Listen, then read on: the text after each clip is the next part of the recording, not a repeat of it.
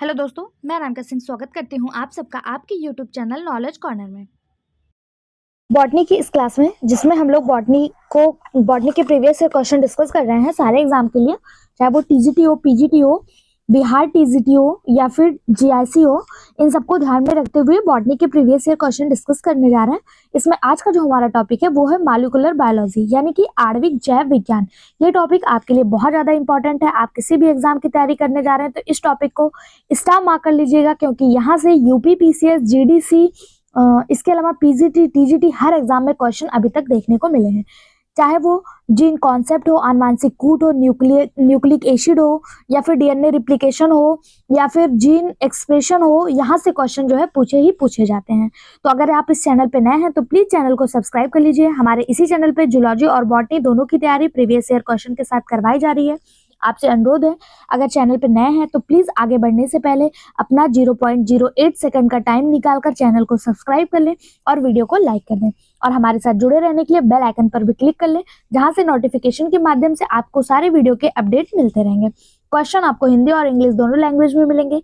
PDF free of cost हमारे Telegram channel पे provide करवाया जाएगा, तो आप उसको भी जरूर ज्वाइन करें। स्टार्ट करते हैं अपना क्वेश्चन। पहला क्वेश्चन है Who among the following is associated with the discovery of restriction endonuclease? निम्नलिखित में से कौन रिस्ट्रक्शन एंडोन्यूक्लियस खोज से संबंधित है? ऑप्शन है H D Khurana, M Nirenberg, H O Smith या फिर एस डी बीच। पूछा है इसमें से कौन से वो साइंटिस्ट हैं जो रिस्ट्रक्शन एंडोन्यूक्लियस से संबंधित हैं। इसका जो सही जवाब हो जाएगा वो हो जाएगा option C, H O Smith. Restriction endonuclease है क्या? तो ये जैव प्रौद्योगिकी का एक प्रमुख टूल होता है, जिसे आणविक कैंची के नाम से भी जाना जाता है। जो हमारा टॉपिक है आणविक कैंची, इसी को कहते हैं रिस्ट्रक्शन एंडोन्यूक्लियस को। 1970 की अगर बात करें, 1970 में हैमिल्टन स्मिथ, जिन्हें एच स्मिथ के नाम से जाना जाता है, इन्होंने सर्वप्रथम इसकी खोज की थी तथा हिंद सेकंड नाम रखा था। अगर पूछा जाए पहला रिस्ट्रक्शन एंडोन्यूक्लियस की खोज किसने की, तो 1970 में एच स्मिथ ने इसकी खोज की थी, और इसका नाम क्या रखा था? इसका नाम इन्होंने रखा था हिंद सेकंड। क्या रखा था? हिंद सेकंड। रिस्ट्रक्शन एंडोन्यूक्लियस एक विशिष्ट प्रकार का न्यूक्लियस है जो डीएनए की विशिष्ट स्थानों का आंतरिक रूप से काटते हैं। जैसे डीएनए है, ये मान लीजिए हमारा डीएनए का डबल हेलिक्स मॉडल है, इसको अलग अलग जगहों पर काटने का कार्य कौन करता है? यही रिस्ट्रक्शन एंडोन्यूक्लियस, इसीलिए इसको आणविक कैंची भी कहा जाता है। इसका सही जवाब ऑप्शन सी हो जाएगा, एच ओ स्मिथ। पूरा नाम हैमिल्टन स्मिथ। इन्होंने कब खोज की? 1970 में। कब की थी? 1970 में। और इसका नाम ध्यान रहे, इन्होंने रिस्ट्रक्शन एंडोन्यूक्लियस ना रख के क्या रखा था? हिंद सेकंड रखा था। क्या रखा था? हिंद सेकंड रखा था। हिंद सेकंड। ओके, सही जवाब ऑप्शन सी। अगला क्वेश्चन पीजीटी बॉटनी 2002 में पूछा गया क्वेश्चन है, method of repair sequencing of DNA up to a length of around 100 BP was developed by. लगभग 100 बीपी की लंबाई तक डीएनए की तेजी के अनुक्रमण की विधि द्वारा विकसित किया गया। मतलब किसके द्वारा विकसित किया गया? ये विधि जो है डीएनए के अनुक्रमण की यानी सीक्वेंसिंग ऑफ डीएनए के बढ़ने की जो विधि है वो किसके द्वारा विकसित किया गया? सैंगर, खुराना, मैक्स और गिलबर्ट, वाटसन और क्रिक। तो इसका सही जवाब हो जाएगा ऑप्शन ए, सैंगर। कब? 1977 में इन्होंने लगभग 100 बीपी की लंबाई तक डीएनए की तेजी के अनुक्रमण की विधि को विकसित किया था। अगर बात करें इनका पूरा नाम, तो इनका पूरा नाम फ्रेडरिक सेंगर है। इन्होंने रैपिड डीएनए सीक्वेंसिंग की और इसी को सैगर विधि के नाम से भी जाना जाता है। क्या था? रैपिड डीएनए सीक्वेंसिंग, और इसको और किस नाम से जाना जाता है? इसी को सैगर विधि के नाम से जाना जाता है। ठीक, इस विधि में वैद्युत संचलन यानी कि इलेक्ट्रोफोरेसिस शामिल है, और यह इन विट्रो डीएनए प्रकृति के दौरान डीएनए पॉलीमरेज द्वारा चैन टर्मिनेटिंग डीऑक्सी न्यूक्लियोटाइड्स के यच्छादृत समावेशन पर आधारित है, यानी रैंडम इनकॉर्पोरेशन पर आधारित है। ऑप्शन ए इसका सही जवाब हो जाएगा। अगला क्वेश्चन, डीएनए सीक्वेंसिंग की विधि किसने खोजी? तो अभी हम लोगों ने देखा एफ सैंगर, यानी कि पूरा नाम क्या था? Frederick Sanger. इन्होंने डीएनए सीक्वेंसिंग की विधि खोजी। कब खोजी? 1977 में। कब खोजी? 1977 में। ऑप्शन डी इसका सही जवाब हो जाएगा। अच्छा, अगर पूछा जाए कि डीएनए सीक्वेंसिंग को और किस नाम से जाना जाता है, तो इसी को ना चैन टर्मिनेशन के नाम से भी जाना जाता है। किससे? चैन नेशन, टर्मिनेशन के नाम से भी इसी को जाना जाता है, चैन टर्मिनेशन। ठीक है, अगला क्वेश्चन देखते हैं। क्वेश्चन है द फर्स्ट आर्टिफिशियल एंजाइम जिसका नाम है ribonuclease A was synthesized by, कृत्रिम एंजाइम राइबोन्यूक्लियेज ए सबसे पहले किसने संश्लेषित किया? इंपॉर्टेंट क्वेश्चन, स्टार मार्क करिएगा। ऑप्शन है B R Merrifield, Gutte V, या फिर लुई पाश्चर, या फिर Gutte B and R V Merrifield. इसका सही जवाब हो जाएगा option A R V Merrifield. Sorry, मैंने बी आर बोल दिया था, यहाँ पे आर वी मेरीफील्ड। प्रथम आर्टिफिशियल एंजाइम राइबोन्यूक्लियेज ए का संश्लेषण सर्वप्रथम मेरीफील्ड आरवी ने किया था। यह एंजाइम PO5 बॉन्ड RNA होता है। ठीक, इसका सही जवाब ऑप्शन ए हो जाएगा। अगला क्वेश्चन है जो आपका यूपी PCS GDC 2021 में आया हुआ क्वेश्चन है, इसको जरा ध्यान से देखिएगा। क्वेश्चन पूछा है protoplasmic fusion was first reported by, protoplasmic fusion सर्वप्रथम किसके द्वारा प्रस्तुत किया गया था? ऑप्शन आपके सामने दिया है, सेम यही ऑप्शन आपको एग्जाम में भी आया था, हैंस्टिंग, नीरनबर्ग और खुराना, वाटसन और क्रुक, या फिर कोहलर और मिल्स स्टैन। प्रोटोप्लास्ट संलयन तकनीक पूछा है। ठीक है, इसका जो सही जवाब हो जाएगा ना वो हो जाएगा इनमें से कोई नहीं। क्या हो जाएगा? इसमें से कोई नहीं। क्यों? क्योंकि प्रोटोप्लास्ट संलयन एक तकनीक है जिसका उपयोग दो अलग अलग प्रजातियों के खोजकर्ता से प्राप्त कोशिकाओं के प्रोटोप्लास्ट के संलयन द्वारा एक संकर पौधों को उत्पन्न करने के लिए किया गया। अगर पूछा जाए ये तकनीक दी किसने थी, तो ये जो तकनीक है एक साइंटिस्ट थे कैलकर। इन्होंने 1892 में प्रस्तुत किया था। बाद में अगर बात करें तो कॉल्सन ने इसे 1972 में विकसित किया था। तो दोनों ऑप्शन आपको कहीं नहीं देखने को मिल रहा है। कैलकर ने इसे प्रस्तुत किया 1892 में और कॉर्लसन ने 1972 में इसे विकसित किया था। दोनों आपको कहीं देखने को नहीं मिल रहा है, तो इसका सही जवाब होना चाहिए था इनमें से कोई नहीं, जबकि ऐसा कोई ऑप्शन एग्जाम में नहीं था, तो ये स्टार मार्किंग क्वेश्चन था। ओके, अगला question, in gene mutation replace of a purine by a pyrimidine और a pyrimidine by a purine called. Gene उत्परिवर्तन में एक प्यूरिन है ये पिरामिडिन को रिप्लेस कर दे रही है। ठीक है, प्यूरिन जो है ये यहाँ से पिरामिडिन की जगह पे आके बैठ जा रही है, या फिर कोई पिरामिडिन है ये प्यूरिन की जगह पे आके बैठ जा रहा है। तो इस जीन रिप्लेशन को क्या कहा जाता है? जीन विनिमय को क्या कहा जाता है? ऑप्शन दिया है टाटोमेरिज्म, ट्रांसडक्शन, ट्रांजिशन, या फिर ट्रांसवर्शन। सही जवाब हो जाएगा ऐसे रिप्लेसमेंट को ट्रांसवर्शन कहा जाता है। ऑप्शन डी इसका सही जवाब हो जाएगा। आपको पता होना चाहिए कि जो प्यूरिन बेस होता है उसमें एडेनिन और ग्वानिन होता है। इसके अलावा जो पिरामिडिन होता है इसमें एडेनिन ग्वानिन और पिरामिडिन में थायमिन, साइटोसिन और यूरेसिल होता है। पिरामिडिन का प्यूरिन में विनिमय ट्रांसवर्जन कहलाता है। ठीक है, और प्यूरिन का पिरामिडिन में विनिमय भी ट्रांसवर्शन कहलाता है। ऑप्शन डी इसका सही जवाब हो जाएगा। यूपी PCS GDC 2021 में आया हुआ क्वेश्चन है। PDF फ्री ऑफ कॉस्ट हमारे टेलीग्राम चैनल पे मिल जाएगा। टेलीग्राम चैनल जरूर ज्वाइन करें क्योंकि वहां सारे अपडेटेड न्यूज आपको प्रोवाइड करवाए जाते हैं। अगला क्वेश्चन है a point mutation comprehending the substance of a purine by pyrimidine is called. एक बिंदु उत्परिवर्तन में प्यूरिन का पिरामिडिन द्वारा प्रतिस्थापन क्या कहलाता है? तो अभी हम लोगों ने देखा था क्या कहलाएगा? ट्रांसवर्जन कहलाएगा। क्या कहलाएगा? ट्रांसवर्जन कहलाएगा। यह केवल एक सहज प्रत्यावर्तन द्वारा ही उल्टा किया जा सकता है। ऑप्शन डी इसका सही जवाब। अगला क्वेश्चन वेरी इंपॉर्टेंट क्वेश्चन, इस क्वेश्चन को स्टार मार्क करिएगा। आपका जो आने वाला DSSB एग्जाम है, DSSB एग्जाम, उसके लिए ये इंपॉर्टेंट हो सकता है। क्वेश्चन है न्यूक्लियोसोम बना होता है। न्यूक्लियोसोम किसका बना होता है? RNA plus histone, RNA histone non histone, DNA histone, या फिर DNA हिस्टोन नॉन हिस्टोन। ध्यान दीजिएगा न्यूक्लियोसोम की बात की जा रही है। न्यूक्लियोसोम सभी यूकेरियोटिक जीनोम की मौलिक आयोजन इकाई होती है। यह DNA का एक खंड है जो प्रोटीन के एक कोर के चारों ओर लपेटा जाता है। जैसे मान लीजिए ये प्रोटीन है, इसके चारों ओर जो है इसको लपेटा जाता है। न्यूक्लियोसोम हिस्टोन नामक 8 प्रोटीन के एक सेट के चारों ओर लिपटे DNA के दो थोड़ा कम मोड़ से बना होता है, जिसे हिस्टोन अष्टगामी के रूप में भी जाना जाता है। अगर पूछा जाए न्यूक्लियोसोम का और नाम क्या है, तो न्यूक्लियोसोम को न्यूक्लियोसोम हिस्टोन अष्टगामी के नाम से जाना जाता है, या डीएनए और हिस्टोन का बना होता है। ठीक है, डीएनए और हिस्टोन का, ऑप्शन सी इसका सही जवाब हो जाएगा। ये प्रोटीन के जो अणु होते हैं इनको चारों तरफ से लपेटे होता है। ठीक है, और ये जो है ये डीएनए के दो से थोड़ा कम मोड़ से बना होता है। इसे हिस्टोन अष्टगामी के नाम से भी जाना जाता है। ओके, इसका सही जवाब ऑप्शन सी हो जाएगा। न्यूक्लियोसोम डीएनए और हिस्टोन से मिलकर बना होता है। अगला क्वेश्चन है, प्रोटीन संश्लेषण विषयक निम्नलिखित कथनों में से कौन सा सत्य नहीं है?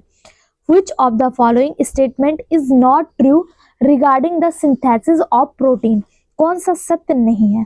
पहला दिया है, अच्छा चारों ऑप्शन नहीं दिख रहे हैं, अब दिखने लगा। पहला दिया है, इसमें mRNA, tRNA, राइबोसोम, अमीनो अम्ल, ऊर्जा तथा एंजाइम की आवश्यकता होती है। तो प्रोटीन संश्लेषण में इन सभी की आवश्यकता होती है, बिल्कुल सही है। पूछा कौन सा सत्य नहीं है, तो ये तो सत्य है। फिर activated amino acid attach to tRNA, ये भी बिल्कुल सत्य है। जो एक्टिवेटेड अमीनो एसिड होता है ये tRNA से अटैच होता है, ये भी सत्य है। तीसरा दिया, mRNA is read in 5-3 direction, mRNA जो होता है ये 5 से 3 के डायरेक्शन में रीड करता है, ये भी बिल्कुल सत्य है।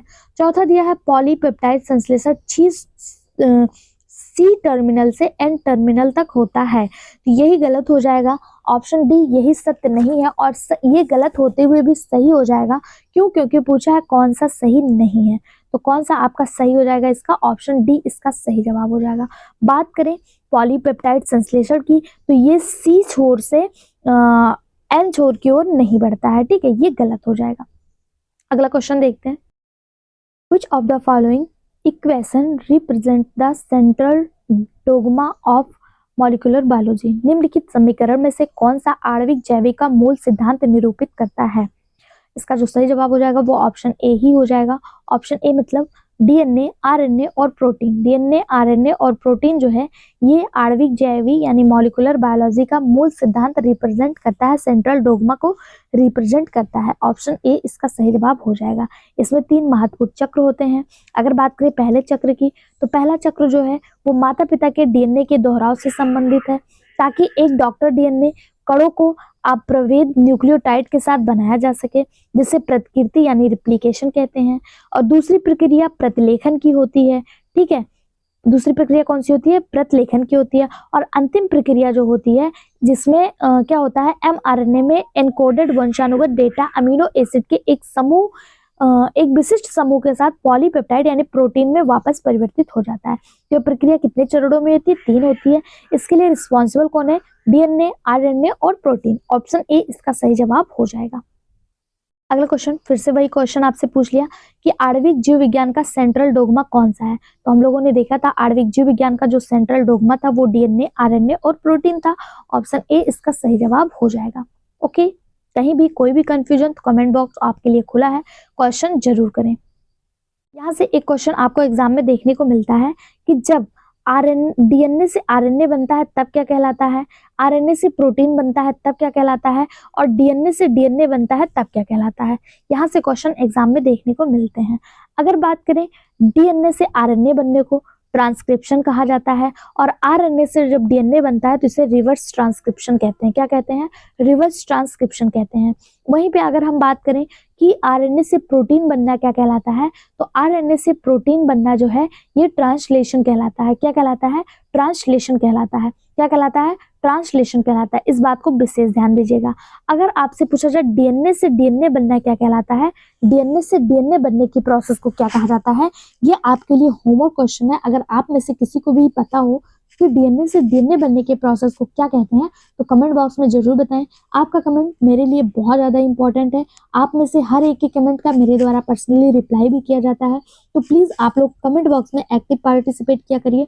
और कमेंट बॉक्स में एक्टिव रहने से आपके भी प्रॉफिट होते हैं। क्या प्रॉफिट है? जैसे आपने लिख दिया डीएनए से डीएनए बनना प्रोसेस ये कहलाता है। अगर आपने लिख दिया तो वो क्वेश्चन अगर कभी आपको एग्जाम में आपके सामने आ गया तो वो क्वेश्चन 100% आपसे गलत नहीं होगा, क्योंकि वो आपके सबकॉन्शियस माइंड में कहीं ना कहीं फीड हो चुका होगा। और वो क्वेश्चन जैसे ही आपके सामने आएगा आप उसका फट से मार्क कर ले जाएंगे और आप अच्छे से नंबर भी पा जाएंगे। इसलिए कमेंट बॉक्स में एक्टिव पार्टिसिपेट करना मेरे लिए तो मोटिवेशन का कार्य करेगा ही करेगा और आपके लिए भी फायदेमंद रहेगा। इसलिए आप लोग से अनुरोध है जितने लोग हमारे साथ जुड़े हैं, ये आपका नॉलेज कॉर्नर परिवार, ये आपका अपना परिवार है। इसको हमेशा मोटिवेट, उत्साहित रखने के लिए कमेंट जरूर किया करिए और वीडियो को लाइक भी किया करिए, ठीक है। देखते हैं अगला क्वेश्चन है, antibodies cure disease bye. Antibody द्वारा रोग का इलाज।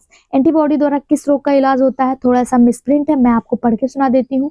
ऑप्शन दिया है रिमूविंग पेन यानी दर्द दूर करना, कॉम्पिटेटिव मेहिविशन यानी प्रतिस्पर्धी निषेधी, इन्वेशन, सॉरी थोड़ा सा मुझे भी इनहेविशन दिया है, कॉम्पिटेटिव इनहेविशन प्रतिस्पर्धी निषेध, फिर है turning the pathogen out of body यानी रोग जनक को शरीर से बाहर निकालना, या नन ऑफ दिस। सिंपल से पूछा है एंटीबॉडी का क्या काम होता है। एंटीबॉडी हम सभी मतलब यूज करते हैं, इसका कार्य क्या होता है? ये करता क्या है? ये करता है कॉम्पिटेटिव इनहेविशन यानी प्रतिस्पर्धी निषेध का कार्य करता है। ऑप्शन बी इसका सही जवाब हो जाएगा। सूक्ष्म जीवों के पास कुछ जैव रासायनिक मार्ग होते हैं जो उनके अस्तित्व के लिए आवश्यक होते हैं, जैसे आपने देखा होगा श्वसन और एंजाइम संश्लेषण, इस तरह के जो होते हैं इन्हीं को मतलब इनके लिए आवश्यक होते हैं। और एंटीबॉडी द्वारा रोग का इलाज क्या कहलाता है? ये कॉम्पिटेटिव इनहेबिशन कहलाता है, ठीक है। जैसे आप लोगों ने देखा होगा पेंसिलियम क्या करता है? जीवाणुओं में कोशिका भित्ति के निर्माण को अवरुद्ध कर देता है और जीवाणु को मार देता है, ठीक है। अर्थात एक बार रोग पैदा करने वाले जीव के मर जाने के बाद रोग का प्रसार नहीं हो पाता और रोगी ठीक होने लगता है, इसी को कॉम्पिटेटिव इनहेबिशन कहते हैं और ये एंटीबॉडी कार्य करता है, ठीक है। ऑप्शन बी इसका सही जवाब हो जाएगा। हाँ, अगर आप छोटे छोटे टॉपिक के माध्यम से 2-3 मिनट के माध्यम से पूरे बॉटनी को समझना चाहते हैं तो हमारे इसी चैनल पे स्टार्टिंग से आपको बॉटनी के शॉर्ट वीडियो प्रोवाइड करवाए जा रहे हैं जो आपके एग्जाम के लिए बहुत ज़्यादा महत्वपूर्ण है। आप लोग से अनुरोध है आप उन वीडियो को भी जरूर देखें, साथ ही साथ उन वीडियो पे अपना फीडबैक भी जरूर दें क्योंकि आपका फीडबैक हमारे लिए इंपॉर्टेंट है और वो शॉर्ट वीडियो आपको कैसे लग रहे हैं उसको भी जरूर बताएं, ठीक है। अगला क्वेश्चन है, in DNA segment having 6 coils there are 22 nitrogen base pair linked by 2 hydrogen bonds. How many cytosine base are found in that segment? DNA के 6 कॉइल वाले खंड 2 हाइड्रोजन बॉन्ड से जुड़े 22 नाइट्रोजन जोड़े हैं, इस खंड में कितने साइटोसिन बेस पाए जाते हैं? इसका जो सही जवाब हो जाएगा, इसको निकालने के लिए आपको बता दें अगर एक कुंडल है तो उसमें 10 क्षारक युग्म होते हैं, ठीक है। एक कॉइल है उसमें 10 क्षारक युग्म होते हैं और यहाँ पे कितने दिया है? 6 कॉइल हैं, कितने हैं? 6। तो 10 × 6 अगर आप कर देंगे तो ये 60 हो जाएगा, 10 × 6 60 हो जाएगा। और एडेनिन और साइटोसिन जो होता है ये 22 जोड़ी होता है। कितना होता है? 22 जोड़ी आपको दिए हुए हैं, यहाँ पे 2 हाइड्रोजन जुड़े हैं 22 जोड़ी नाइट्रोजन के साथ। तो अगर 60 - 22 कर देंगे आप, 60 - 22 कर देंगे तो आपका निकल के आ जाएगा 38। तो इसका सही जवाब क्या हो जाएगा? Option B 38। ये इस तरह से निकाला गया, ठीक है। कैसे निकाला एक बार फिर से देख लीजिए। कुंडल कितने दिए हैं? कॉइल कितने दिए हैं? 6 दिए हैं, तो 6 कॉइल लिख लीजिए और एक कॉइल में 10 क्षारक युग्म होते हैं, ठीक है। एक कॉइल में 10 क्षारक युग्म होते हैं तो 6 में कितने होंगे? तो 6 × 10 अगर हम करेंगे, 6 × 6 × 10 करेंगे तो ये आपका 60 निकल के आ जाएगा, ठीक है। और इसके अलावा दिया है 2 हाइड्रोजन बॉन्ड से जुड़े 22 नाइट्रोजन जोड़े हैं, 22 नाइट्रोजन जोड़े यहाँ पे दिए हुए हैं। तो 60 - 22 अगर आप कर दीजिए, नाइट्रोजन जोड़े को माइनस कर दीजिए तो आपका जो है साइटोसिन बेस निकल के आ जाएगा। सही जवाब हो जाएगा 38, ठीक। आपको समझ में आ गया होगा। कहीं भी कोई कंफ्यूजन कमेंट बॉक्स में जरूर पूछिएगा। अगला क्वेश्चन है, निम्नलिखित में से कौन डीएनए को संश्लेषित करने के लिए आरएनए को टेम्पलेट के रूप में उपयोग करता है? Option RNA polymerase, DNA polymerase, DNA dependent RNA polymerase या फिर रिवर्स ट्रांसक्रिप्शन। सही जवाब हो जाएगा ऑप्शन डी। एक मिनट, यहाँ पे आपको ऑप्शन डी दिख नहीं रहा है, ऑप्शन डी इसका सही जवाब हो जाएगा, reverse transcription. Reverse transcription DNA को संश्लेषित करने के लिए एक टेम्पलेट के रूप में आरएनए का उपयोग करता है। अभी हमने आपको बताया था डीएनए से आरएनए बनना ट्रांसक्रिप्शन कहलाता है और जब आरएनए से डीएनए बनता है तो यही रिवर्स ट्रांसक्रिप्शन कहलाता है, ठीक है। इसका उपयोग पूरक डीएनए उत्पन्न करने के लिए किया जाता है। अगर पूछा जाए इसकी खोज किसने की थी, रिवर्स ट्रांसक्रिप्शन की खोज किसने की थी, तो रिवर्स ट्रांसक्रिप्शन की खोज करने वाले जो साइंटिस्ट थे उनका नाम था टैमिन और इनके एक साथी थे टैमिन और बाल्टीमोर ने रिवर्स ट्रांसक्रिप्शन की खोज की थी। कब की थी? 1970 में। कब? 1917 में। ठीक है, ये प्रक्रिया केवल रेट्रोवायरस में होती है। इसे सेंट्रल डोगोमा भी कहा जाता है। इसे क्या कहते हैं? सेंट्रल डोगोमा भी कहा जाता है। अगर पूछा जाए ये रिवर्स ट्रांसक्रिप्शन की प्रक्रिया होती किसमें है, ये केवल रेट्रोवायरस में होती है। किसमें होती है? केवल रेट्रोवायरस में होती है। ठीक, सही जवाब हो जाएगा इसका ऑप्शन डी, रिवर्स ट्रांसक्रिप्शन। अगला क्वेश्चन है, which of the following does not have semi discontinuous replication of DNA. निम्नलिखित में से किसमें डीएनए की अर्धसंतत प्रकृति नहीं होती है? ध्यान दीजिएगा, यहाँ पर पूछा है किसमें नहीं होती है। इस नहीं शब्द को जरूर ध्यान दिया करिए। अगर आपके सामने एग्जाम में आ रहा है ना, तो नॉट को जो है सर्कल कर लिया करिए, क्योंकि कभी कभी आता हुआ क्वेश्चन भी इस नॉट की वजह से गलत हो जाता है। इसका सही जवाब हो जाएगा एडिनो वायरस। एडिनो वायरस में डीएनए की अर्ध असंतत प्रकृति नहीं होती है। अगर आपने ध्यान नहीं दिया और देख लिया किसमें होती है और पहला ऑप्शन आपको ई कोलाई मिल गया, आपको पता है कि ई कोलाई में होती है, तो आप तुरंत मार करके चले आएंगे। ठीक है, इसलिए इस नहीं को जरूर ध्यान दीजिएगा। किसमें नहीं होती? एडिनो वायरस में नहीं होती। ई कोलाई, लैम्डा फेज और 5X174 में होती है। ठीक है, सही जवाब इसका जो हो जाएगा वो ऑप्शन डी हो जाएगा। नेक्स्ट क्वेश्चन है, HNO2 induced mutation adenine in determinate to hypoxanthine. This will ultimately lead to replace of T pair by HNO2 के में प्रेरित उत्परिवर्तन डीएमिनेटेड एडीन को हाइपोथेंसिस में बदल दिया जाता है, जहां अंततः इसके द्वारा AT जोड़े को प्रतिस्थापित किया जाता है। यानी कि सिंपल से पूछा जा रहा है AT जोड़े को किसके द्वारा प्रतिस्थापित किया जाता है? एडेनिन और थाइमिन को किसके द्वारा प्रतिस्थापित किया जाएगा? तो इसका सही जवाब हो जाएगा एडेनिन और थाइमिन को ग्वानिन और साइटोसिन के द्वारा प्रतिस्थापित किया जाएगा। ऑप्शन बी इसका सही जवाब हो जाएगा। डीएमिनेशन द्वारा एडेनिन को हाइपोजेनिथिन और साइटोसिन से यूरेसिल में एडमिनेटेड किया जाता है, यानी कि ग्वानिन और साइटोसिन को परिवर्तित कर दिया जाएगा। ऑप्शन बी इसका सही जवाब हो जाएगा। अगला क्वेश्चन, निम्नलिखित में से कौन चारगाफ तुल्यता नियम के बारे में सही नहीं है? ध्यान दीजिएगा, यहाँ भी पूछा है कौन सा तुल्यता नियम के बारे में सही नहीं है। चारगाफ का नियम मैंने आपको शॉर्ट वीडियो के माध्यम से बहुत अच्छे से समझाने की कोशिश करी है। अगर आप चाहें तो शॉर्ट वीडियो भी देख सकते हैं। यहाँ पूछा कौन सा सही नहीं है, तो सबसे पहले ये जानिए चारगाफ का नियम होता क्या है। तो चारगाफ ने 1950 में एक नियम प्रकाशित किया था। कब प्रकाशित किया था? 1950 में। चारगाफ के नियम के अनुसार एडेनिन की मात्रा हमेशा थाइमिन के बराबर होगा, यानी एडेनिन जो होगा वो इक्वल टू होगा थाइमिन से। ठीक है, और ग्वानिन की मात्रा हमेशा साइटोसिन के बराबर होगा, यानी ग्वानिन जो होगा ये इक्वल होगा साइटोसिन से। या फिर आप इसको इक्वल करके लिख सकते हैं, या आप इसको लिख सकते हैं A+T equal to G+C। Guanine जो होगा वो किससे होगा? साइटोसिन से। ऐसे लिख सकते हैं, अर्थात एडेनिन का थाइमिन और ग्वानिन से साइटोसिन का अनुपात हमेशा क्या होगा? बराबर होगा। या इसको एक तरह से और लिख सकते हैं A/T एडेनिन थाइमिन और G/C इक्वल टू 1। ऐसे भी इसको लिख सकते हैं। ये चारगाफ के द्वारा दिया गया एक नियम था, इसी को चारगाफ नियम के रूल्स मतलब नियम के नाम से जाना जाता है। पूछा जा रहा है चारगाफ तुल्यता नियम के बारे में सही नहीं है, कौन सा सही नहीं है वो बताना है। पहला दिया है A+T इक्वल टू G+C, ये तो बिल्कुल सही है, एडेनिन थाइमिन से और ग्वानिन साइटोसिन के इक्वल होता है, सही है। दूसरा दिया है A/T G+G। अब देखिए एडेनिन थाइमिन से संबंधित है, लेकिन जिस तरह एडेनिन थाइमिन से संबंधित अगर यहाँ अपॉन लिख रहे हैं तो यहाँ भी C/G लिखना चाहिए। ठीक है, तब ये सही होगा। ये आपका गलत हो जाएगा, यही आपका क्या हो जाएगा? गलत हो जाएगा। और GC इक्वल टू 1 होता है, TA इक्वल टू GC। ये वाला समीकरण बिल्कुल सही है। इसका जो सही जवाब हो जाएगा वो ऑप्शन बी हो जाएगा, यही आपका जो है वो गलत है। ओके, अगला क्वेश्चन देखते हैं। The main role of nucleus in a nucleus in नाभिक में न्यूक्लियोलस की मुख्य भूमिका क्या है? DNA replication, organization of chromosome, ribosomal synthesis, chromatid separation. इसका सही जवाब हो जाएगा ऑप्शन सी, राइबोसोमल सिंथेसिस, यानी कि राइबोसोम का संश्लेषण ये न्यूक्लियोलस की मुख्य भूमिका होती है। लगभग 25% भाग न्यूक्लियोलस भाग नाभिक में रहता है और इसकी संरचना प्रोटीन और न्यूक्लिक एसिड यानी कि आरएनए से मिलकर बनी होती है, राइबोन्यूक्लिक एसिड से। इसे न्यूक्लियर राइबोसोम के नाम से भी जाना जाता है।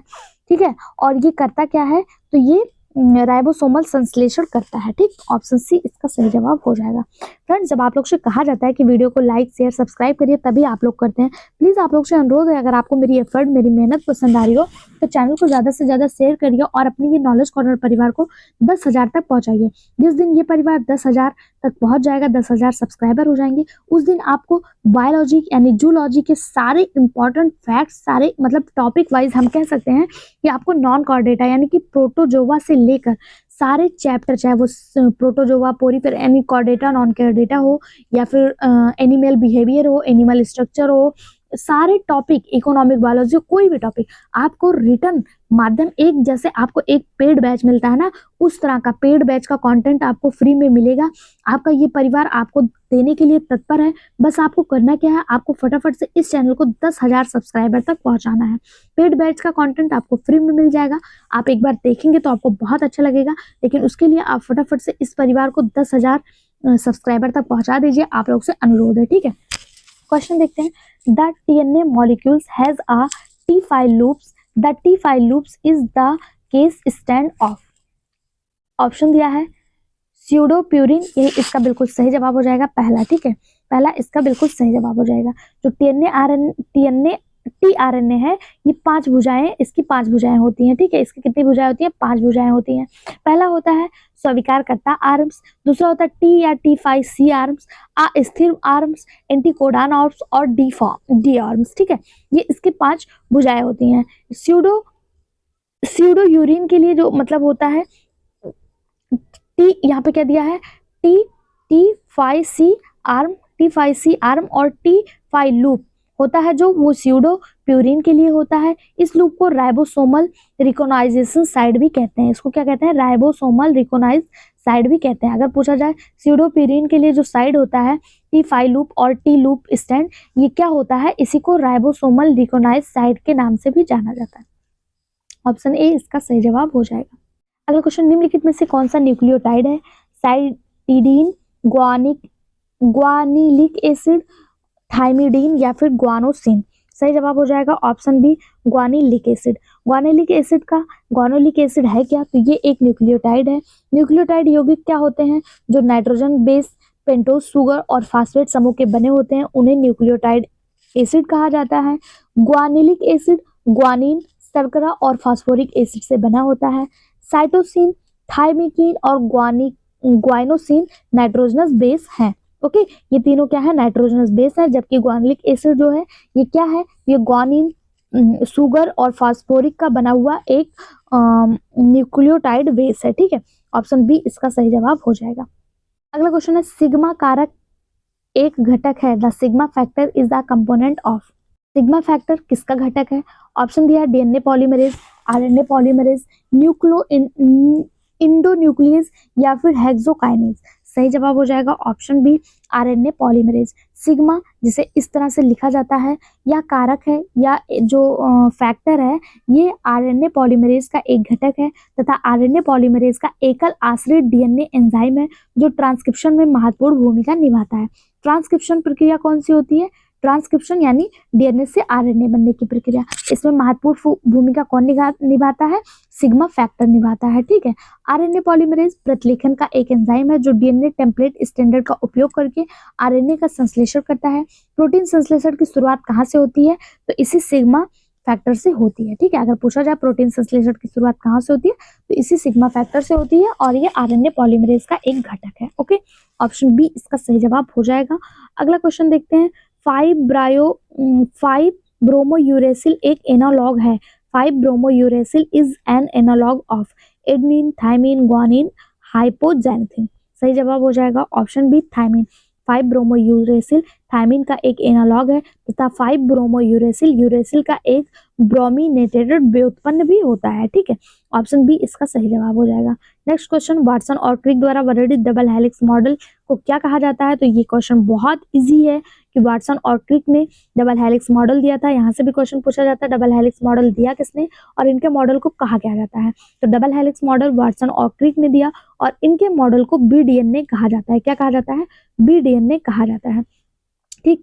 और इन्होंने क्या किया? डबल हेलिक्स मॉडल दिया था, ठीक। ऑप्शन डी इसका सही जवाब हो जाएगा। यहाँ से कुछ इंपॉर्टेंट क्वेश्चन आते हैं। पूछा जाता है कि हेलिक्स का प्रकार क्या है, तो हेलिक्स का जो टाइप है, टाइप ऑफ हेलिक्स है वो राइट है, राइट यानी कि दायां है, राइट। इसके अलावा पूछा जाता है हेलिक्स का डायामीटर, हेलिक्स का डायामीटर 20 एंगस्ट्रॉम होता है, कितना, 20 एंगस्ट्रॉम होता है। आधार जोड़ों की संख्या प्रति मोड़, यानी कि जहाँ पे ये मोड़ मुड़ रहे हैं यहाँ पे, ये संख्या कितनी होती है, तो ये 10 होती है, कितनी होती है, 10 होती है, ठीक है। यहाँ से इंपॉर्टेंट क्वेश्चन ये पूछे जाते हैं। अगला क्वेश्चन, निम्नलिखित में से कौन सा जीन कूटबद्ध करता है लूसीफेरेज एंजाइम को, कौन सा जीन लूसीफेरेज एंजाइम को कूटबद्ध करता है। ऑप्शन देखते हैं, गैल जीन, लैक्स ए जीन, लैक जीन या फिर निफ जीन। सही जवाब हो जाएगा ऑप्शन बी, लैक्स ए जीन। लैक्स ए जीन लूसीफेरेज एंजाइम को एनकोड करता है। बैक्टीरियल लूसीफेरेज एंजाइम फ्लेवो एंजाइम होते हैं जो दो सब यूनिट से मिलकर बने होते हैं, कितने, 2 सब यूनिट से, जिसमें प्रत्येक लैक्स ए और लैक्स बी जीन द्वारा इनकोड किया जाता है। जबकि जुगनू लूसू यानी कि फेयर फ्लाई लूसीफर फ्लू आकर्षक जीन द्वारा निर्दिष्ट एक एकल पॉलीपेप्टाइड होता है। आप लोगों ने जो जुगनू देखा होगा, जो उड़ते हैं, उनका जो जीन होता है वो अपनी तरफ आपको आकर्षित करता है, ये पॉलीपेप्टाइड होते हैं, ठीक है। ऑप्शन बी इसका सही जवाब हो जाएगा। नेक्स्ट क्वेश्चन, कोशिका के सबसे स्थिर आरएनए है, the most stable RNA is the cell. कोशिका में जो सबसे स्थिर आरएनए है वो कौन सा है, आरआरएनए, एचआरएनए, टीआरएनए, एमआरएनए। तो पहले सबसे तो आप ये जान लीजिए, आरएनए केवल 3 टाइप का होता है, एचआरएनए जैसी कोई श्रृंखला नहीं होती है, आरएनए को राइबोसोमल आरएनए, टीआरएनए को ट्रांसवर्सन आरएनए और एमआरएनए को मैसेंजर आरएनए के नाम से जाना जाता है। अब सबसे स्थिर कौन सी है, तो सबसे स्थिर जो है वो आरआरएनए है, या मेरा यानी कि राइबोसोमल आरएनए है। कोशिका में सबसे प्रचुर और सबसे स्थिर यही होता है। क्यों, क्योंकि ये राइबोसोम बनाने के लिए प्रोटीन के साथ इंटरेक्ट करता है और प्रोटीन संश्लेषण के लिए राइबोसोम की आवश्यकता होती है। ऑप्शन ए इसका सही जवाब हो जाएगा। नेक्स्ट क्वेश्चन देखते हैं, कोलिमो वायरस है, कोलिमो वायरस क्या है, single standard DNA, double standard DNA, single standard RNA या फिर डबल स्टैंडर्ड आरएनए। कोलिमो वायरस एक डबल स्टैंडर्ड डीएनए है। ऑप्शन बी इसका सही जवाब हो जाएगा। ये कोलिमोविरिडी फैमिली से संबंधित है। इस वायरस को फूल गोभी मोजेक वायरस के नाम से भी जाना जाता है, यानी कली फ्लावर मोजेक वायरस के नाम से भी कोलिमो वायरस को जाना जाता है। इंपॉर्टेंट मार्क करिएगा, कली CULI, कली फ्लावर FLOWER, कली फ्लावर मोजेक वायरस के नाम से किसे जाना जाता है, तो कली फ्लावर मोजेक वायरस के नाम से कोलिमो वायरस को जाना जाता है। इसमें डबल स्टैंडर्ड डीएनए होते हैं। इन्फ्लुएंजा वायरस में सिंगल स्टैंडर्ड आरएनए होता है। अगर पूछा जाए इन्फ्लुएंजा वायरस में क्या होता है, तो सिंगल स्टैंडर्ड आरएनए होता है। और सिंगल स्टैंडर्ड डीएनए जो होता है ये पार्बो वायरस में होता है। ये किसमें होता है, पार्बो वायरस में होता है। इसका सही जवाब ऑप्शन बी हो जाएगा। अगला क्वेश्चन देखते हैं, यदि गुणसूत्रों पर ABC क्रम में 3 जीन रखे हैं, यदि AB और BC के बीच डबल क्रॉस ओवर है तो प्रतिशत क्या होगा। गुणसूत्र है, इस पे AB, अच्छा क्या पूछा एक बार हम लोग लिख के देख लेते हैं, A प्लस B के बीच की दूरी 10 सेंटीमीटर, ठीक, और B और C के बीच की दूरी 20 सेंटीमीटर दिया है, ठीक है। और पूछा है इनका प्रतिशत, तो इनको प्रतिशत कैसे निकालेंगे, अगर दूरी 20 प्लस 30 ऐड कर देंगे, इन दोनों को ऐड कर देंगे, टोटल दूरी कितनी निकल के आ जाएगी, 30 निकल के आ जाएगी, 30, और इसका प्रतिशत निकालने के लिए ऊपर नीचे 100 से मल्टीप्लाई कर देंगे, 100 से क्या कर देंगे, मल्टीप्लाई, 100 से 100 अगर कट जाएगा तो निकल के कितना आ जाएगा, 30%। इसका सही जवाब हो जाएगा, क्या हो जाएगा, सही जवाब ऑप्शन ए इसका सही जवाब हो जाएगा, कितना, 30%। ऑप्शन ए सही जवाब हो जाएगा। ओके, नेक्स्ट क्वेश्चन बहुत ज्यादा पूछा जाने वाला क्वेश्चन, इसे स्टार मार्क करिएगा। ये क्वेश्चन आपको EMRS PGT में भी देखने को मिल रहा था। क्वेश्चन है, निम्नलिखित में से न्यूक्लियोसोम का कोर किस हिस्टोन के समूह से बना होता है, किस हिस्टोन के समूह से बना होता है पूछा है। इसका सही जवाब हो जाएगा option D, H2A, H2B, H3 और H4 से बना होता है। किससे बना होता है, H2A, H2B, H3 और H4 से बना होता है। ऑप्शन डी इसका सही जवाब हो जाएगा। अगला क्वेश्चन, निम्नलिखित में से कौन सा उत्परिवर्तन बी प्यूरिनिन के लिए जिम्मेदार होता है, यानी कि पूछा है which of the following mutation in responsible for D purine. Option है EMS, HNO, एक्स-रे या फिर UV रे। सही जवाब हो जाएगा ऑप्शन ए EMS। EMS जो एक अल्ट्रा इलेक्ट्रॉनिक एजेंट के रूप में कार्य करता है, ये ड्यूप्यूरिनेशन के लिए रिस्पॉन्सिबल होता है। अगर पूछा जाए EMS का फुल फॉर्म क्या है, तो E से हो जाएगा एथिल, M से हो जाएगा मीथेन और S से हो जाएगा सल्फोनेट, यानी कि इसका फुल फॉर्म हो जाएगा ethyl, ethyl methane, ethyl methane, ethyl methane sulphonate, ethyl methane sulphonate ये इसका फुल फॉर्म हो जाएगा। ऑप्शन ए इसका सही जवाब हो जाएगा। नेक्स्ट क्वेश्चन, कैप, कैप यानी कैप 0 mRNA को 5 सिरे की सुरक्षा के लिए यूकैरियोट्स में शामिल है।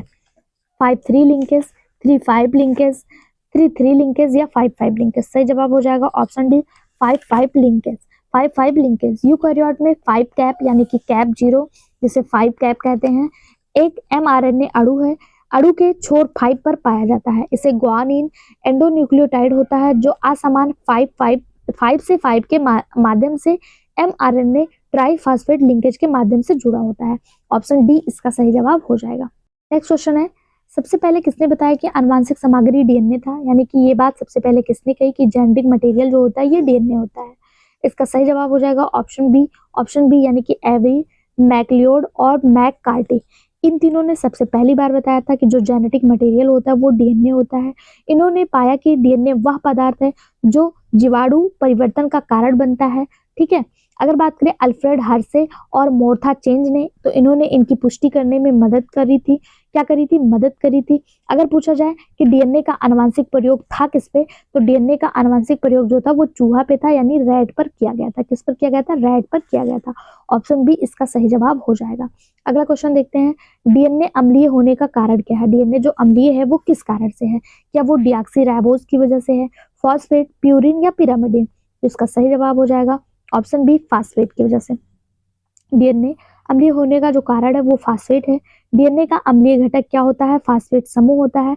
और डीएनए का क्षारीय घटक अगर पूछ लिया जाए, जैसे अम्लीय पूछ लिया तो वो फास्फेट हो गया, अगर क्षारीय पूछ लिया जाए तो वो नाइट्रोजन बेस होता है। क्षारीय कौन सा होता है? नाइट्रोजन बेस होता है। ऑप्शन बी यहाँ पे इसका सही जवाब हो जाएगा क्योंकि अम्लीय पूछा है। अगला क्वेश्चन, डीएनए पर किसी एंजाइम द्वारा पहचाने जाने वाले साइट को ज्ञात करने की निम्न विधियों में से कौन सा प्रयुक्त होता है? मतलब डीएनए को किसी एंजाइम द्वारा पहचान करनी है, उसके लिए कौन सी विधि प्रयोग होती है? प्रूफ रीडिंग, फिंगरप्रिंट, फुटप्रिंट या क्रोमोसोमल वॉकिंग? तो इसका सही जवाब हो जाएगा ऑप्शन सी फुटप्रिंट। फुटप्रिंट विधि। ठीक है, फुटप्रिंट विधि है क्या? तो फुटप्रिंट विधि वह विधि है जिसका उपयोग एंजाइम द्वारा मान्यता प्राप्त डीएनए पर साइट खोजने के लिए किया जाता है। फुटप्रिंट का उद्देश्य एक सिस्टम जिसकी रिमोट एक्सेस क्षमताओं, पोर्ट और सेवाओं और इसकी सुरक्षा के पहलुओं के बारे में जितना हो सके उतना सीखना होता है। इसे फुटप्रिंट कहते हैं। ऑप्शन सी इसका सही जवाब हो जाएगा। नेक्स्ट क्वेश्चन, निम्नलिखित में से कौन अणु द्वितीयक संदेशवाहक के नाम से भी जाना जाता है, यानी सेकेंडरी मैसेंजर के नाम से कौन जाना जाता है? TRNA, single peptide, cyclic AMP या फिर राइबोसोम? द्वितीयक संदेशवाहक के नाम से कौन जाना जाएगा? सेकेंडरी मैसेंजर के नाम से कौन जाना जाएगा? इसका सही जवाब हो जाएगा ऑप्शन सी साइक्लिक एएमपी। चक्रीय एएमपी एक दूसरा संदेशवाहक है जो कई जैविक प्रक्रियाओं में महत्वपूर्ण है। इसे CAMP भी लिखा जाता है, CAMP। ठीक है, एडेनोसिन ट्राइफॉस्फेट का व्युत्पन्न है और कई अलग अलग हिस्सों में अंतःकोशिका संदेश परागमन के लिए उपयोग किया जाता है। सी का मतलब हो गया साइक्लिक। ठीक है, ऑप्शन सी इसका सही जवाब हो जाएगा। अगला क्वेश्चन, राइबोसोमल आरएनए के संश्लेषण के लिए निम्नलिखित में से कौन सा एंजाइम उत्तरदायी है? राइबोसोमल आरएनए के संश्लेषण के लिए जो एंजाइम जिम्मेदार है वो है आरएनए पॉलीमरेज 1। कौन सा जिम्मेदार है? RNA polymerase 1। ऑप्शन ए इसका सही जवाब हो जाएगा। नेक्स्ट क्वेश्चन है, डीएनए अणु दोनों सूत्रों को N15 से नामांकित किया जाता है। इसे अब N14 मीडियम पर द्विगुणित कराया जाता है। इस डीएनए की प्रथम, द्वितीयक तथा तृतीयक द्विगुणन चक्र के नमूने को इलेक्ट्रोफोरेसिस कराई जाती है। प्रत्येक दशा में केवल एक बैंड देखा गया। किस प्रकार का द्विगुणन दर्शाता है? यहाँ पे पूछा ये किस प्रकार का द्विगुणन दर्शाता है, तो इसका सही जवाब हो जाएगा ऑप्शन ए, ये सेमी कंजर्वेशन दर्शाता है, यानी कि अर्ध संरक्षित प्रतिक्रियन दर्शाता है। ऑप्शन ए इसका सही जवाब हो जाएगा। अगर पूछा जाए ये सेमी कंजर्वेशन है क्या, तो सेमी कंजर्वेशन जो है, इस मॉडल में डीएनए के दो स्ट्रैंड एक दूसरे को खोलते हैं और प्रत्येक एक नए पूरक स्ट्रैंड के संश्लेषण के लिए एक टेम्पलेट के रूप में कार्य करता है। इसका परिणाम क्या होता है? तो इसका परिणाम जो होता है, दो डीएनए अणुओं में एक मूल स्ट्रैंड और एक नए स्ट्रैंड के साथ इसका परिणाम देखने को मिलता है। ऑप्शन ए इसका सही जवाब हो जाएगा। नेक्स्ट क्वेश्चन, ग्वानोसिन एक है, मतलब ग्वानोसिन है क्या? एक बेस है, न्यूक्लियोसाइड है, न्यूक्लियोटाइड है या नन ऑफ एबव? इसका सही जवाब हो जाएगा ऑप्शन बी न्यूक्लियोसाइड। ग्वानोसिन क्या है? एक न्यूक्लियोसाइड है जिसमें एक बीटा NA ग्लाइकोसिड बॉन्ड के माध्यम से एक राइबोसोम यानी कि राइबोफ्यूरानोज रिंग से ग्वानिन जो है वो जुड़ा होता है। ठीक है, ऑप्शन बी इसका सही जवाब हो जाएगा। अगला क्वेश्चन, जब डीएनए को मेल्टिंग के बाद रीएसोसिएशन के लिए रखा जाता है तो निम्नलिखित में से सर्वप्रथम कौन रीएसोसिएट करेगा? कौन सबसे पहले रीएसोसिएट करेगा? ऑप्शन देखते हैं। ऑप्शन है ribosomal DNA, complementary DNA, insulin DNA या फिर लैग डीएनए। तो इसका सही जवाब हो जाएगा ऑप्शन ए कॉम्प्लीमेंट्री डीएनए। जब डीएनए को मेल्टिंग के बाद रीएसोसिएशन के लिए रखा जाता है तो सबसे पहले कॉम्प्लीमेंट्री डीएनए यानी पूरक डीएनए जो है वो पुनर्संयोजन करेगा, रीएसोसिएशन करेगा। पूरक डीएनए एंजाइम रिवर्स ट्रांसक्रिप्शन द्वारा उत्प्रेरित प्रक्रिया में सिंगल स्टैंडर्ड आरएनए टेम्पलेट में संश्लेषित डीएनए है। पूरक डीएनए में केवल कोडिंग अनुक्रम ही होता है। ऑप्शन बी इसका सही जवाब हो जाएगा। अगला question, C DNA is the term given to. C DNA term किससे संबंधित है? तो ये कॉम्प्लीमेंट्री डीएनए से संबंधित है। ऑप्शन डी इसका सही जवाब हो जाएगा। कॉम्प्लीमेंट्री डीएनए के बारे में अभी हम लोगों ने ऊपर पढ़ा। अगला क्वेश्चन, निम्नलिखित में से किस डीएनए का आरएनए टेम्पलेट पर संश्लेषण किया जाता है? किसका किया जाता है? सही जवाब हो जाएगा टीलोमेरिक डीएनए का। किसका? टीलोमेरिक डीएनए या इसी को टीलोमरेज रिवर्स ट्रांसक्रिप्शन कहा जाता है। इसमें जो होता है क्या होता है? आरएनए टेम्पलेट पर संश्लेषण किया जाता है। किसका? टीलोमरिक डीएनए का। ठीक है, टीलोमरेज रिवर्स ट्रांसक्रिप्शन एंजाइम जैसा दिखता है जो आरएनए टेम्पलेट का उपयोग करके डीएनए को संश्लेषित करता है। ऑप्शन डी इसका सही जवाब हो जाएगा। नेक्स्ट क्वेश्चन, एक यूकैरियोटिक प्राथमिक ट्रांसक्रिप्ट में विद्यमान वे क्षेत्र जो mRNA के प्रक्रमण के दौरान निकाल दिए जाते हैं क्या कहलाते हैं? ऑप्शन दिया है आपके सामने, म्यूटांस, रिकॉन्स, एक्सॉन्स या फिर इंट्रॉन्स। सही जवाब हो जाएगा ऑप्शन डी इंट्रॉन्स। इंट्रॉन्स एक जीन के भीतर कोई न्यूक्लियोटाइड अनुक्रम होता है, कई न्यूक्लियोटाइड अनुक्रम होता है जिसे आरएनए सप्लाइंग द्वारा अंतिम आरएनए उत्पाद की परिपक्वता के दौरान हटा दिया जाता है। इंट्रॉन्स का सबसे महत्वपूर्ण कार्य है कि वे वैकल्पिक सप्लाइंग की अनुमति देते हैं जिससे एक ही जीन से कई प्रोटीन उत्पन्न करना संभव हो जाता है। ठीक है, ऑप्शन डी इसका सही जवाब हो जाएगा। नेक्स्ट क्वेश्चन, आरएनए से डीएनए बनने की प्रक्रिया क्या कहलाती है? तो आरएनए से डीएनए, अगर डीएनए से आरएनए बन रहा है तो ट्रांसक्रिप्शन कहलाएगा, लेकिन जब आरएनए से डीएनए बन रहा है तो ये रिवर्स ट्रांसक्रिप्शन कहलाता है। ऑप्शन सी इसका सही जवाब हो जाएगा। ये बहुत ज्यादा एग्जाम में पूछा जाने वाला क्वेश्चन है। ठीक है, आपसे अगर पूछ लिया जाए ये रिवर्स ट्रांसक्रिप्शन की खोज किसने की थी, तो हमने अभी देखा था टेमिल और बाल्टीमोर ने। किसने? टेमिल और बाल्टीमोर ने। टेमिल और बाल्टीमोर ने रिवर्स ट्रांसक्रिप्शन की खोज की थी। कब की थी? 1975 में की थी। कब की थी? 1975 में। मेरा क्वेश्चन जो आपके लिए आज का होमवर्क क्वेश्चन है वो डीएनए से डीएनए बनने की प्रक्रिया क्या कहलाती है, इसका जवाब आपको कमेंट बॉक्स में देना है। ठीक है, अगर नहीं भी आ रहा तो आप कमेंट बॉक्स में लिखिए मैम डीएनए से डीएनए बनने की प्रक्रिया क्या कहलाती है, मुझे नहीं पता। मैं आप हर एक को पर्सनली हर एक के कमेंट को सीन भी करती हूँ और रिप्लाई भी करती हूँ, इसलिए आप लोग कमेंट जरूर किया करिए।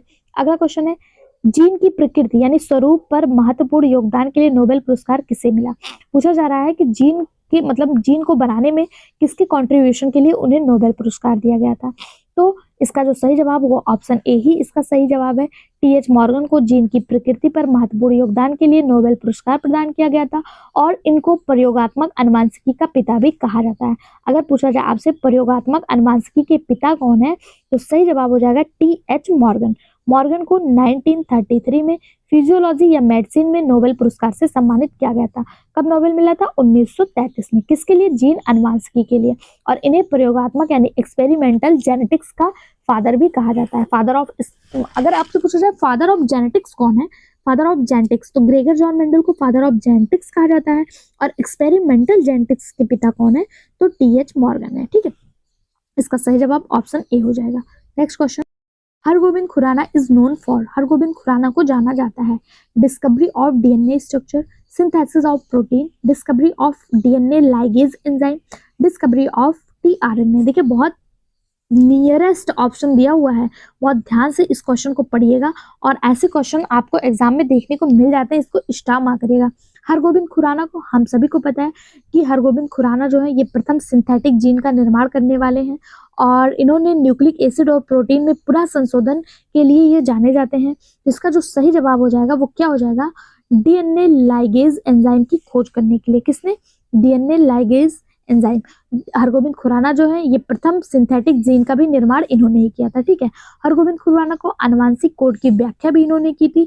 इसके लिए इन्हें प्रोटीन संश्लेषण में इनके कार्यों के लिए नोबेल पुरस्कार भी मिल चुका है। इन्हें डीएनए लाइगेज एंजाइम की खोज के लिए भी जाना जाता है। लाइगेज दो स्टैंडर्ड जोड़ने के दो मतलब लाइगेज जो होता है ये क्या करता है? लाइगेज जो है ये दो स्टैंडर्ड मतलब दो डीएनए के स्टैंडर्ड को जोड़ने का कार्य करता है। अगर पूछा जाए हरगोविंद खुराना ने कौन कौन सा कार्य किया, तो इन्होंने सिंथेटिक जीन का निर्माण किया सबसे पहले। उसके अलावा इन्होंने न्यूक्लिक एसिड और प्रोटीन में पुनः संशोधन किया। ठीक है, इसके अलावा अगर बात करें तो हरगोविंद खुराना को आनुवांशिक कोड की व्याख्या भी इन्होंने ही की थी।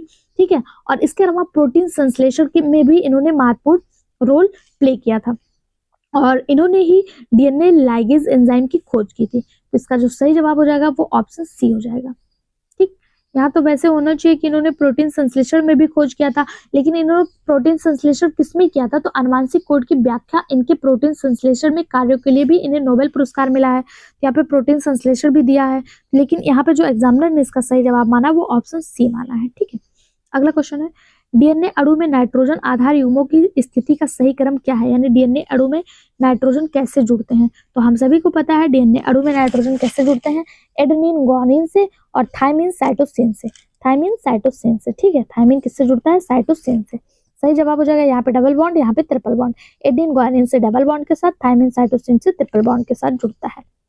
क्वेश्चन, अपने पूरक अनुक्रम को पहचानने में सक्षम आरएनए या डीएनए के छोटे टुकड़े क्या कहे जाते हैं? ऑप्शन ओकाजाकी फ्रेगमेंट, सी डीएनए, रिपीटेटिव डीएनए या फिर मॉलिक्यूलर प्रोब। इसका सही जवाब हो जाएगा ऑप्शन डी मॉलिक्यूलर प्रोब। आणविक जांच। डीएनए या आरएनए का एक छोटा टुकड़ा होता है जो अपने पूरक अनुक्रमों को पहचानने में सक्षम होता है। ऑप्शन डी इसका सही जवाब हो जाएगा। अगला क्वेश्चन, निम्नलिखित में से फ्यूल जेन अभिक्रमक का प्रयोग किसको स्टेन करने के लिए किया जाता है? फ्यूल जेन एक रिएजेंट है। पूछा जा रहा है इसका प्रयोग किसको स्टेन करने के लिए किया जाता है? प्रोटीन, कार्बोहाइड्रेट, डीएनए या आरएनए। सही जवाब हो जाएगा ऑप्शन सी डीएनए। किसको स्टेन करने के लिए किया जाता है? डीएनए को।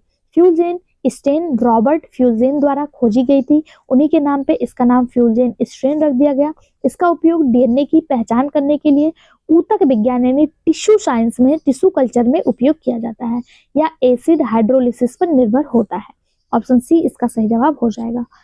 नेक्स्ट क्वेश्चन है आरएनए पॉलीमरेज का कौन सा घटक प्रमोटर साइट को पहचानने के लिए जिम्मेदार है? अल्फा, बीटा 1, बीटा 2 या फिर सिग्मा। सही जवाब हो जाएगा ऑप्शन डी सिग्मा। सिग्मा जो है ये प्रमोटर साइट को पहचानने के लिए जिम्मेदार होता है। सिग्मा कारक एक प्रोटीन है जो केवल प्रतिलेखन यानी कि ट्रांसक्रिप्शन की शुरुआत के लिए सहायक है। यह एक जीवाणु प्रतिलेखन दीक्षा कारक है जो आरएनए या जीन के विशिष्ट संबंध को बढ़ावा देता है। ऑप्शन डी इसका सही जवाब हो जाएगा। नेक्स्ट क्वेश्चन, निम्नलिखित में से कौन सा कोडान होमोपॉलीमर तकनीक द्वारा अपने अमीनो एसिड को नहीं सौंपा जा सकता? Triple A, triple G, यूयूसीसी।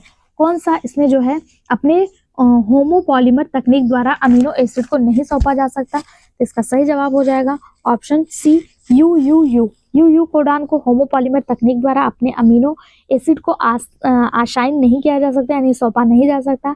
यह triple codon amino acid adapter गतिविधि है जो ट्रिपल यू कोडान के रूप में पहचाना जाता है। आनुवांशिक कोड जानकारी का अनुवाद करने के लिए जीवित कोशिका द्वारा उपयोग किए जाने वाले नियमों के समूह में होते हैं और ये क्या है?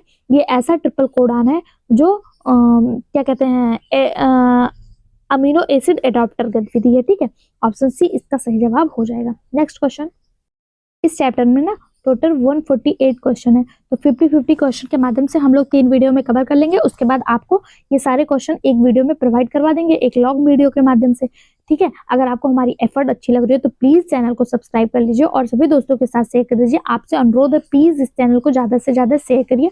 आपके शेयर करने से हमें मोटिवेशन मिलता है, हमें उत्साह मिलता है। प्लीज हमारे लिए इतना जरूर करिएगा। ठीक है, आज का लास्ट क्वेश्चन है the length of mRNA in eukaryotic is invertebral shorter than is its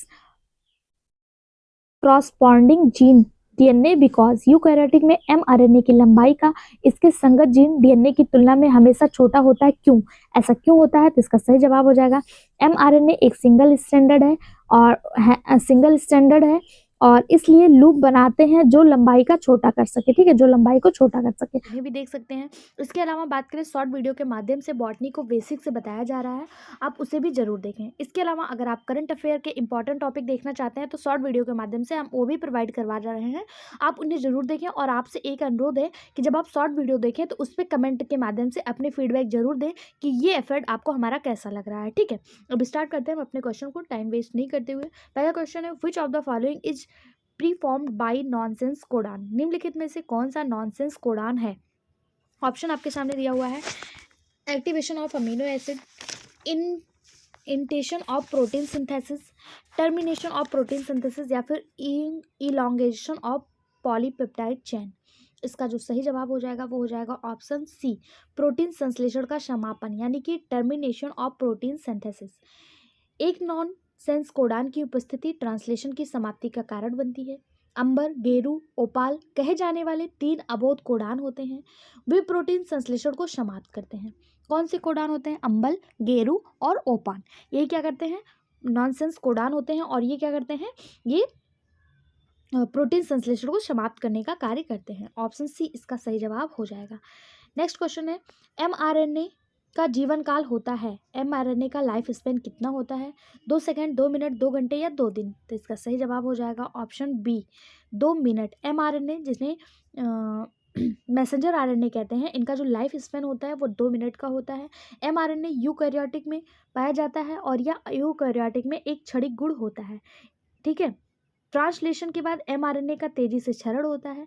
बात करें इसके जीवन काल की तो लगभग 5 से 10 मिनट होता है, लेकिन यहाँ ऑप्शन के अनुसार आप 2 मिनट मार्क कर सकते हैं। ऑप्शन बी इसका सही जवाब हो जाएगा। अगला क्वेश्चन, सिस्टोन शब्द प्रमुखता दिया किसने था? यानी सबसे पहले सिस्टोन शब्द को किसने दिया था? टर्म सिस्टोन को किसने दिया था? मूलर, बेंजर, खोराना या सटन? सही जवाब हो जाएगा ऑप्शन बी, बेंजर। पॉलीपेप्टाइड के लिए डीएनए कोडिंग के खंड को सिस्टोन कहा जाता है और सिस्टोन शब्द जो देने वाले वैज्ञानिक थे उनका नाम सिमोर बेंजर था। ऑप्शन बी इसका सही जवाब हो जाएगा। बेंजर ने अपने काम को ध्यान में रखते हुए सिस्टोन जिसे कार्यात्मक इकाई कहा, रिकॉन जिसे पुनर्संयोजन की इकाई कहा और म्यूटॉन जिसे जो है म्यूटेशन की इकाई कहा, इन शब्दों को दिया किसने? बेंजर ने, ठीक है। सिस्टोन को एक यूनिट के रूप में परिभाषित किया था जिसके तत्व सिस, और ट्रांस घटना को प्रदर्शित करते हैं, ठीक। ऑप्शन बी इसका सही जवाब हो जाएगा।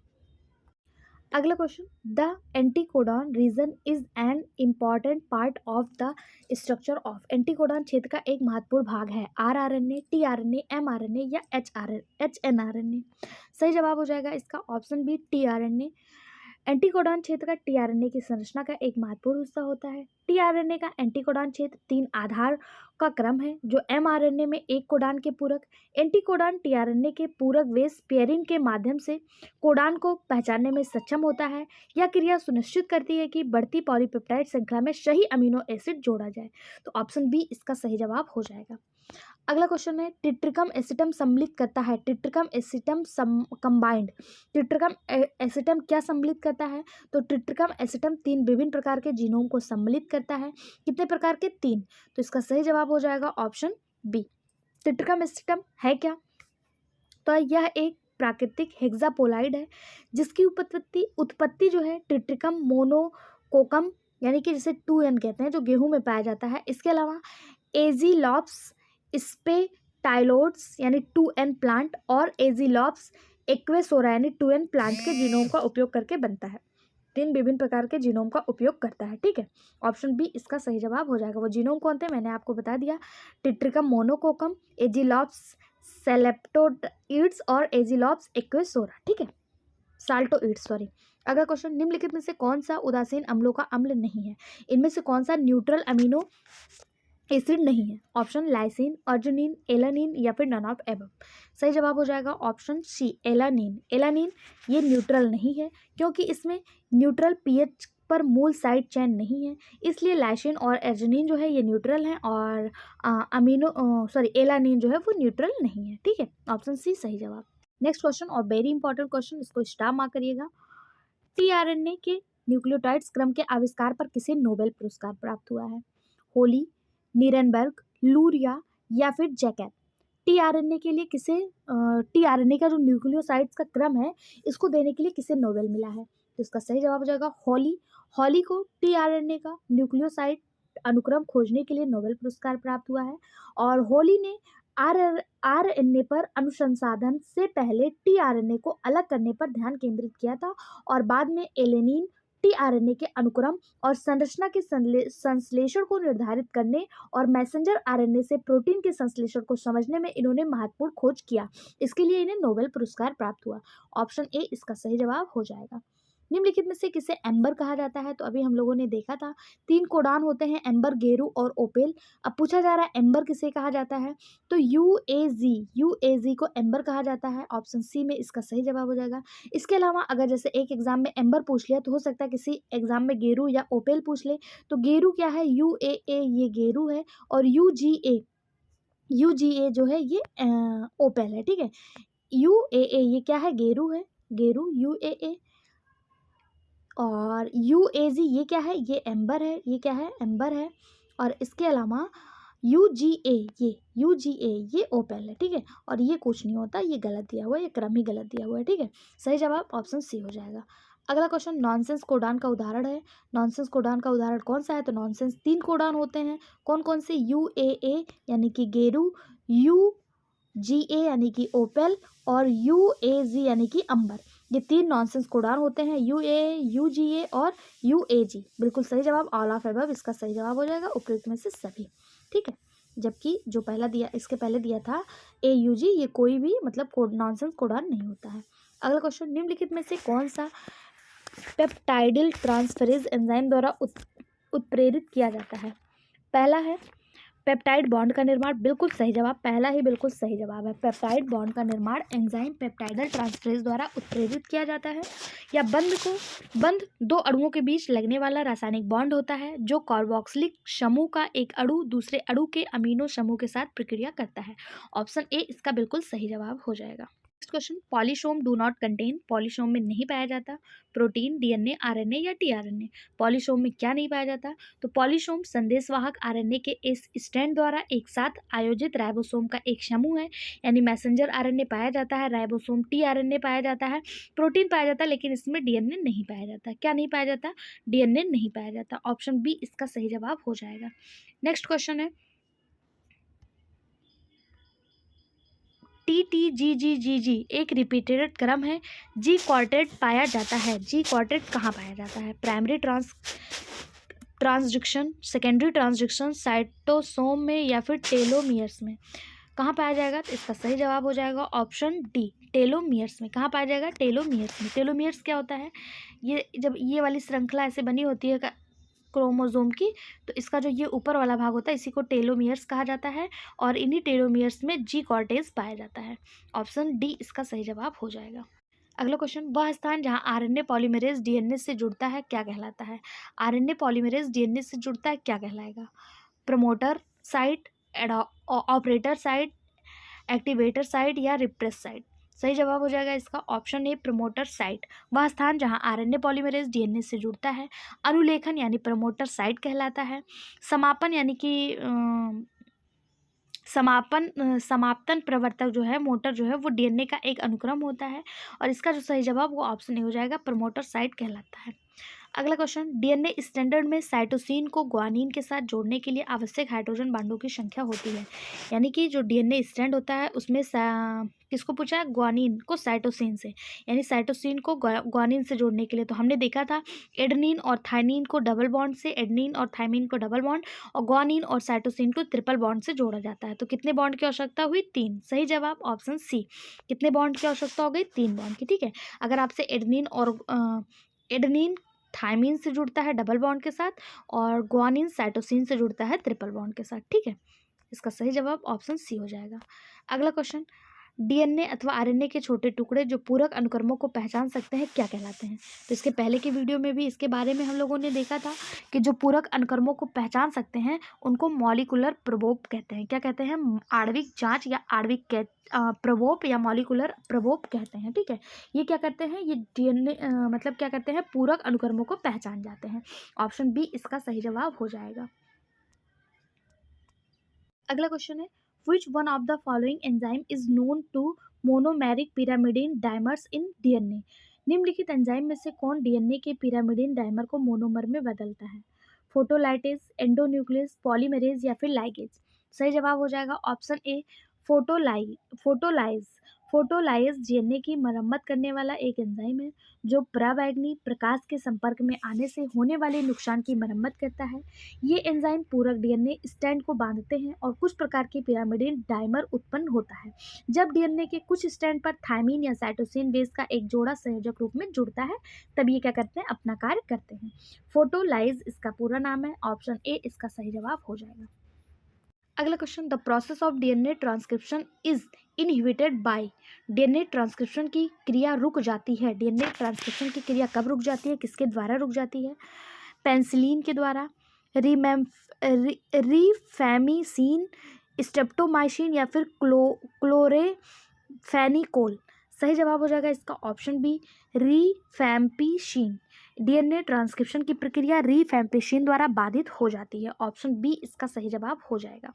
अगला क्वेश्चन, पॉलीमरेज चेन क्रिया, पीसीआर प्रक्रिया जिसे कहते हैं, पॉलीमरेज चेन रिएक्शन एक शक्तिशाली विधि है, किसका है? Mutated gene, amplified gene, inhibited DNA synthesis या फिर इंड्यूस प्रोटीन सिंथेसिस? सही जवाब हो जाएगा, ओ माय गॉड, इसका सही जवाब जो हो जाएगा वो क्या हो जाएगा? इसका सही जवाब हो जाएगा ऑप्शन बी, एम्फाइड जीन। ठीक है, पॉलीमरेज चेन रिएक्शन जिसे पीसीआर कहते हैं, इसका फुल फॉर्म भी कभी कभी एग्जाम में देखने को मिल जाता है। ये आणविक जीव विज्ञान में इस्तेमाल की जाने वाली एक टेक्निक है जो परिणाम के कई आदेशों के डीएनए के एक खंड की एक प्रति या कुछ प्रतियों को बढ़ाने के लिए उपयोग किया जाता है, जिससे एक विशेष डीएनए अनुक्रम की हजारों से लाखों प्रतियां जो हैं वो उत्पन्न हो जाती हैं। अगर पूछा जाए यहाँ से जो सबसे ज़्यादा पूछा जाने वाला क्वेश्चन है वो ये है कि पीसीआर टेक्निक को बताया किसने था, इसको डेवलप किसने किया था? तो एक साइंटिस्ट थे कैरी मुलिस, क्या नाम था? कैरी मुलिस। कैरी मुलिस ने पीसीआर टेक्निक को जो है वो डेवलप किया था। कब किया था? 1985 में। कब किया था? 1985 में। ठीक है, और इसके लिए इन्हें 1993 में नोबेल पुरस्कार भी मिला था। रसायन विज्ञान में नोबेल पुरस्कार मिला था पीसीआर टेक्निक को डेवलप करने के लिए कैरी मुलिस को। ठीक है, कब मिला था नोबेल? 1993 में। डेवलप कब करा था? 1985 में। ऑप्शन बी इसका सही जवाब हो जाएगा। ये पीडीएफ फ्री ऑफ कॉस्ट हमारे टेलीग्राम चैनल पे आपको प्रोवाइड करवा दी जाएंगी, वहाँ से आप पीडीएफ लेके पढ़ते रहिए और रिवीजन करते रहिए। ये सीरीज़ आपके GIC, UP PGT, Bihar PGT सबके लिए बहुत ज़्यादा इंपॉर्टेंट है। ठीक है, अगला क्वेश्चन है, पॉलीमरेज चेन अपक्रिया की खोज की गई। पॉलीमरेज चेन अपक्रिया की खोज किसने की? तो अभी हम लोगों ने देखा था कैरी मुलिस द्वारा पीसीआर की जो है खोज की गई थी, ऑप्शन सी इसका सही जवाब हो जाएगा। निम्नलिखित तकनीकों में से कौन डीएनए अनुक्रम के विस्तार के लिए उपयोगी है? बहुत ज़्यादा इंपॉर्टेंट क्वेश्चन, इसको स्टार मार्क करिएगा। कौन सी टेक्निक डीएनए अनुक्रम के विस्तार के लिए उपयोगी है? तो यही पीसीआर चेन जो है ये डीएनए के अनुक्रम के लिए उपयोगी होता है और इसकी खोज कैरी मुलिस ने की थी। ठीक है, ऑप्शन सी इसका सही जवाब हो जाएगा। नेक्स्ट क्वेश्चन, निम्नलिखित रसायनों में से कौन डीएनए में अंतर्निवेशक का कार्य करता है? नाइट्रोसोग्वानिडीन, पेंसिलिन, एक्रीफ्लेविन या फिर रिफैम्पिसिन? सही जवाब हो जाएगा इसका ऑप्शन सी, एक्रीफ्लेविन। एक्रीफ्लेविन वह रसायन है जो डीएनए के अंतःक्रियात्मक एजेंट के रूप में कार्य करता है। एक्रीफ्लेविन एक ऐसा पदार्थ है जो स्वयं को कोशिका की डीएनए संरचना में सम्मिलित करता है और डीएनए में बांधता है।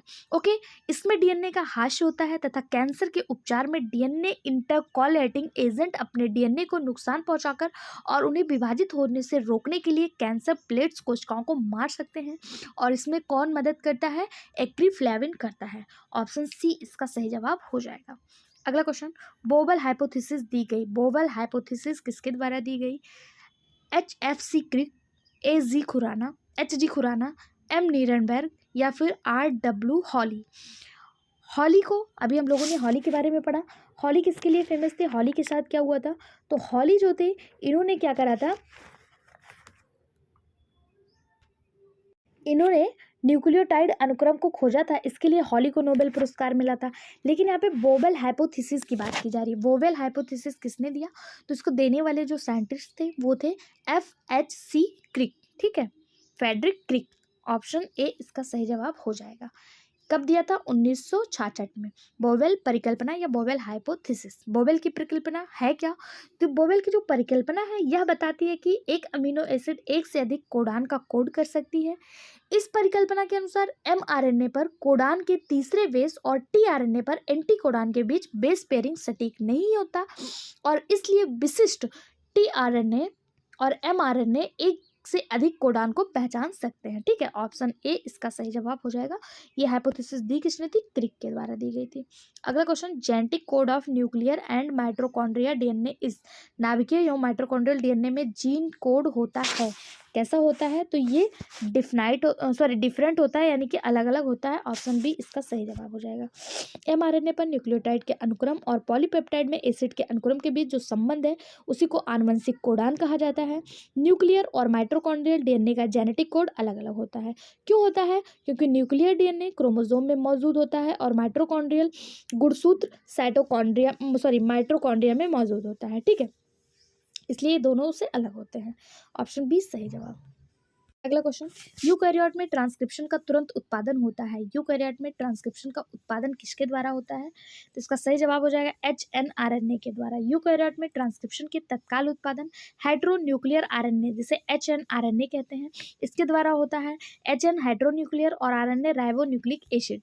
ठीक, प्रसंस्करण के बाद परिपक्व mRNA प्रसंस्करण के दौरान 5G caps 3 poly A tell को जोड़ देती है, यानी 5 को 3 से जोड़ देती है और इंट्रॉन को अलग कर देती है। ये प्रक्रिया किसके द्वारा होती है? HNRNA के द्वारा, हेटेरोन्यूक्लियर RNA के द्वारा। ऑप्शन डी सही जवाब। अगला, RNA संश्लेषण के अध्ययन के लिए निम्नलिखित में से किस यौगिक को उस द्वारा सांकेतिक किया जाता है? किसको किया जाता है? सही जवाब ऑप्शन बी यूरिडीन। यूरिडीन एक ग्लाइकोसिलेटिक पैरामिडीन एनालॉग है जिसमें बीटा N1 बीटा इन ग्लाइकोसिटिक बॉन्ड के माध्यम से यूरेसिल एक राइबोज रिंग से जुड़ा होता है। आरएनए संश्लेषण का अध्ययन करने के लिए इस यौगिक को 3H के साथ लेबल किया जाता है। ऑप्शन बी इसका सही जवाब हो जाएगा। नेक्स्ट क्वेश्चन, राइबोसोम आरएनए का संश्लेषण होता है। राइबोसोम आरएनए का संश्लेषण कहाँ होता है? माइटोकॉन्ड्रिया, न्यूक्लियोलस, साइटोप्लाज्म या क्लोरोप्लास्ट। तो राइबोसोम आरएनए का जो संश्लेषण है ये न्यूक्लियोलस में होता है। ऑप्शन बी इसका सही जवाब हो जाएगा। ये जो है प्रोटीन सिंथेसिस का कार्य करता है। राइबोसोमल आरएनए जो है ये राइबोसोम का एक घटक होता है और यह क्या करता है? सभी जीवों में प्रोटीन संश्लेषण का कार्य करता है। और इसका संश्लेषण होता कहाँ है? तो इसका संश्लेषण न्यूक्लियोलस में होता है, यानी केंद्रिका में होता है। ठीक, ऑप्शन बी इसका सही जवाब। नेक्स्ट क्वेश्चन, डीएनए द्वारा आरएनए निर्माण की प्रक्रिया क्या कहलाती है? डीएनए द्वारा आरएनए निर्माण की प्रक्रिया हम लोगों ने पढ़ा था, ट्रांसक्रिप्शन कहलाती है। इसका सही जवाब जो हो जाएगा ऑप्शन डी हो जाएगा। और आरएनए द्वारा डीएनए का निर्माण क्या कहलाएगा? रिवर्स ट्रांसक्रिप्शन कहलाएगा। अगला क्वेश्चन, सिस्ट्रॉन के संदर्भ में है, सिस्ट्रॉन के संदर्भ में कौन सा सही है? सिस्ट्रॉन जो है वो क्या है? जीन की कार्यशैली इकाई, जीन की उत्परिवर्तन इकाई, जीन की पुनर्संयोजन इकाई या प्रकृति की इकाई? सबसे पहले तो जानिए सिस्ट्रॉन शब्द दिया किसने? तो इसे सीमोर बेंजर ने दिया था और आनुवंशिकता की प्राथमिक इकाइयों का नाम इसे दिया था, यानी ये क्या है? जीन की कार्यशैली इकाई है। ऑप्शन ए इसका सही जवाब हो जाएगा। ठीक, नेक्स्ट क्वेश्चन, डीएनए द्विगुणन की दिशा है। The direction of DNA replication. DNA द्विगुणन की दिशा क्या है? तो हम सभी को पता है ये 5 से 3 होता है और 3 से 5 होता है। ये 5 से 3 और 5 से 3 5 से 3 और 5 से 3 होता है। ये डीएनए द्विगुणन की दिशा होती है। ठीक है, ऑप्शन डी इसका सही जवाब हो जाएगा। नेक्स्ट क्वेश्चन, किसी पादप में 2 जीन ए और बी संलग्न हैं। जब इन पादपों को गामा किरणों के प्रभाव में रखा जाता है तो इसकी संतति में ये जीन स्वतंत्र हो जाते हैं। ऐसा संभव है? ऐसा किसके माध्यम से संभव है? ट्रांसलोकेशन, म्यूटेशन, इन्वर्जन या रिकॉम्बिनेशन? सही जवाब ऑप्शन बी म्यूटेशन। एक पौधे में 2 जीन ए और बी जुड़े हुए हैं, मान लीजिए ए है और बी है, ये किसी पौधे में आपस में जुड़े हुए हैं। जब यह पादप गामा किरणों के संपर्क में आता है तो इसकी संतति से पता चलता है कि ये जीन अब स्वतंत्र हो गए हैं, यानी कि जब इसके बच्चे होते हैं तो पता चलता है इसके जीन जो है वो स्वतंत्र हो गए हैं गामा किरणों के इफेक्ट में आने पर। यह किसके कारण होता है? तो ये म्यूटेशन के कारण होता है। किसके कारण? म्यूटेशन के कारण होता है। ऑप्शन बी जो है वो इसका सही जवाब हो जाएगा। नेक्स्ट क्वेश्चन, 1970 में खुराना एवं अन्य ने किस प्रथम जीन का रासायनिक संश्लेषण किया था? तो खुराना ने किसका संश्लेषण किया था? इसका सही जवाब हो जाएगा option A alanyl transfer RNA gene का संश्लेषण किया था 1970 में। ठीक है, ऑप्शन ए इसका सही जवाब हो जाएगा। नेक्स्ट क्वेश्चन, एंटीकोडान में न्यूक्लियोटाइड का क्रम पूरक होता है। एंटीकोडान में न्यूक्लियोटाइड का क्रम पूरक क्या होता है? एमआरएनए में न्यूक्लियोटाइड क्रम के। ठीक है, टीआरएनए में न्यूक्लियोटाइड क्रम के, एंटीकोडान में न्यूक्लियोटाइड का क्रम पूरक होता है। ऑप्शन बी इसका सही जवाब हो जाएगा। एंटीकोडॉन पृथक होता है। एंटीकोडॉन पृथक किससे होता है? तो अभी हम लोगों ने देखा था एमआरएनए से। ठीक, किससे? एमआरएनए से। ऑप्शन सी इसका सही जवाब हो जाएगा। एंटीकोडॉन एमआरएनए में न्यूक्लियोटाइड ट्रिपलेट का पूरक होता है। एमआरएनए पर 3 न्यूक्लियोटाइड का अनुक्रम कोडान है। टीआरएनए पर एक पूरक न्यूक्लियोटाइड की एंटीकोडॉन कहा जाता है। यह एंटीकोडॉन टीआरएनए की तरह अमीनो एसिड निर्दिष्ट करता है। ठीक, ऑप्शन सी इसका सही जवाब हो जाएगा। अगला क्वेश्चन इंपॉर्टेंट मार्क करिएगा, इसको स्टार मार्क करिएगा। निम्नलिखित में से किसको बीडल एवं टेटम ने एक जीन एक एंजाइम परिकल्पना दी? One gene one enzyme hypothesis किसमें दी थी? ई कोलाई, नॉस्टॉक, ड्रोसोफिला या न्यूरोस्पोरा? तो इसका आंसर जानने से पहले यहाँ से जो इंपॉर्टेंट क्वेश्चन है वो ये पूछा जाता है, one gene one enzyme hypothesis किसके द्वारा दिया गया? तो इंपॉर्टेंट मार्क करिए, बीडल और टॉटम के द्वारा दिया गया। कब दिया गया? कब दिया था इन्होंने? 1941 में दिया था, और इसके लिए इन्हें 1958 में नोबेल पुरस्कार से भी सम्मानित किया गया है। और ये दिया किसने था? दिया किस पर था?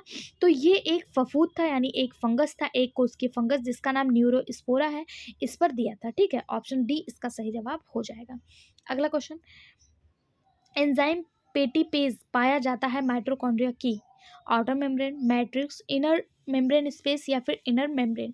सही जवाब ऑप्शन डी, एंजाइम पेटीपेज इनर माइटोकॉन्ड्रिया की इनर मेम्ब्रेन पे पाया जाता है, जहां यह एडीपी डाइफास्फेट एडीपी और फास्फेट से एटीपी के संश्लेषण को उत्प्रेरित करता है। ऑप्शन डी इसका सही जवाब हो जाएगा। नेक्स्ट क्वेश्चन,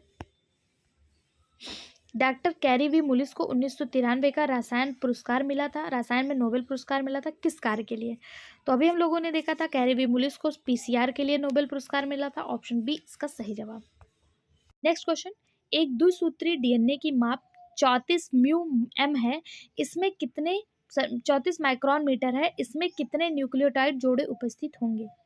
एक द्विसूत्री डीएनए की माप 34 माइक्रोन मीटर है, इसमें कितने न्यूक्लियोटाइड जोड़े होंगे? तो 10 होंगे। कितने होंगे? 10 होंगे। ऑप्शन ए इसका सही जवाब होगा।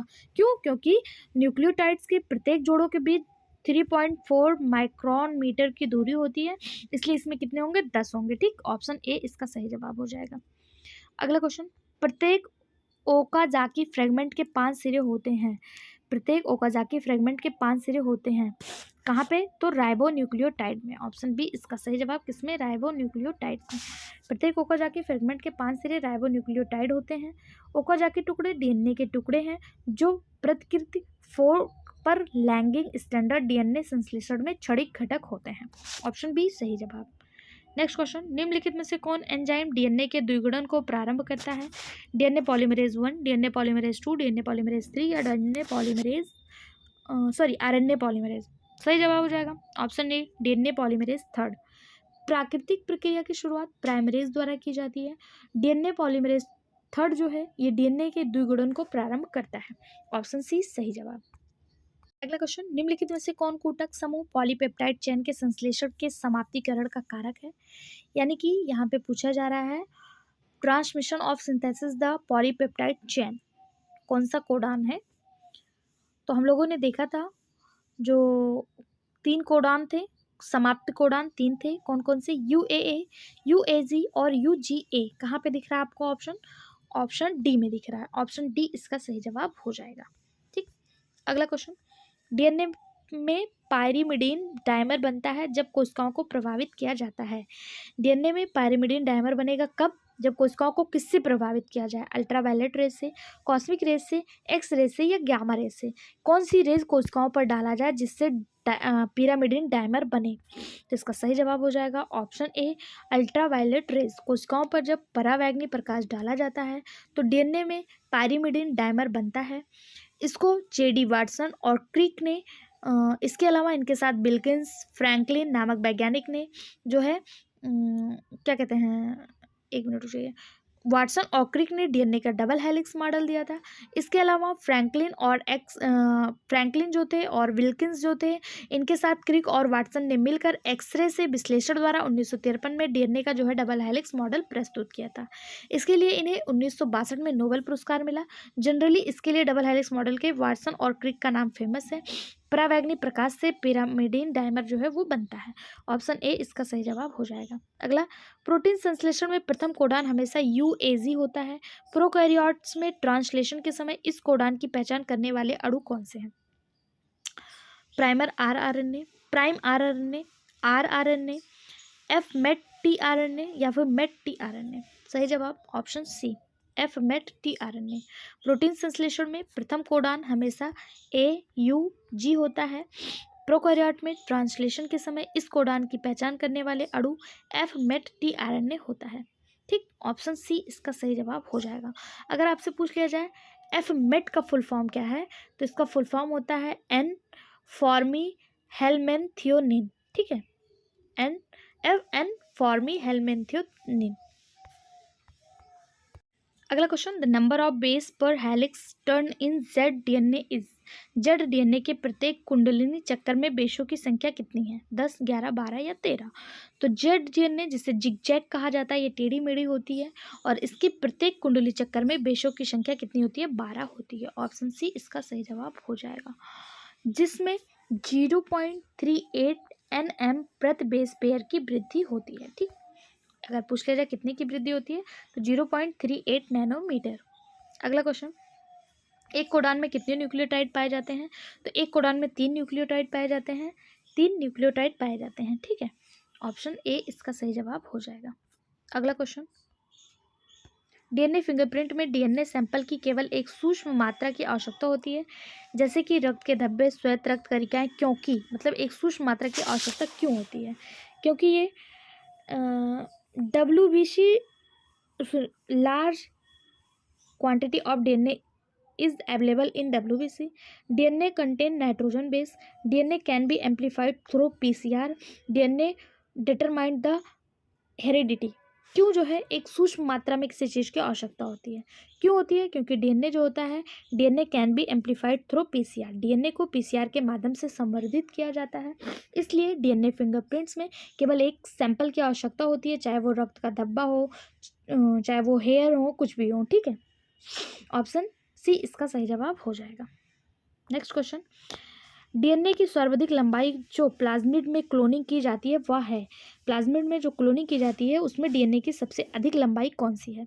तो डीएनए की सर्वाधिक लंबाई जो है वो 15 केवी होती है, 15 किलोबाइट होती है, जिससे प्लाज्मिड में क्लोनिंग की जाती है। कहाँ पे दिया है सही जवाब आपको? 15 केवी कहीं नहीं दिया। अच्छा, आपको बीपी में आंसर पूछा है, तो देखिए केवी को बीपी में चेंज करने के लिए एक केवी इक्वल टू होता है 1000 बीपी। 1 केवी इक्वल टू कितना होता है? 1000 बीपी। तो आपको 15 केवी इक्वल टू निकालना है। 15 केवी यानी कि 1000 गुणे 15, 1000 गुणे 15 कर देंगे तो ये 15000 निकल के आ जाएगा। 15000 बीपी, ऑप्शन सी इसका सही जवाब हो जाएगा। कितना? 15000 बीपी।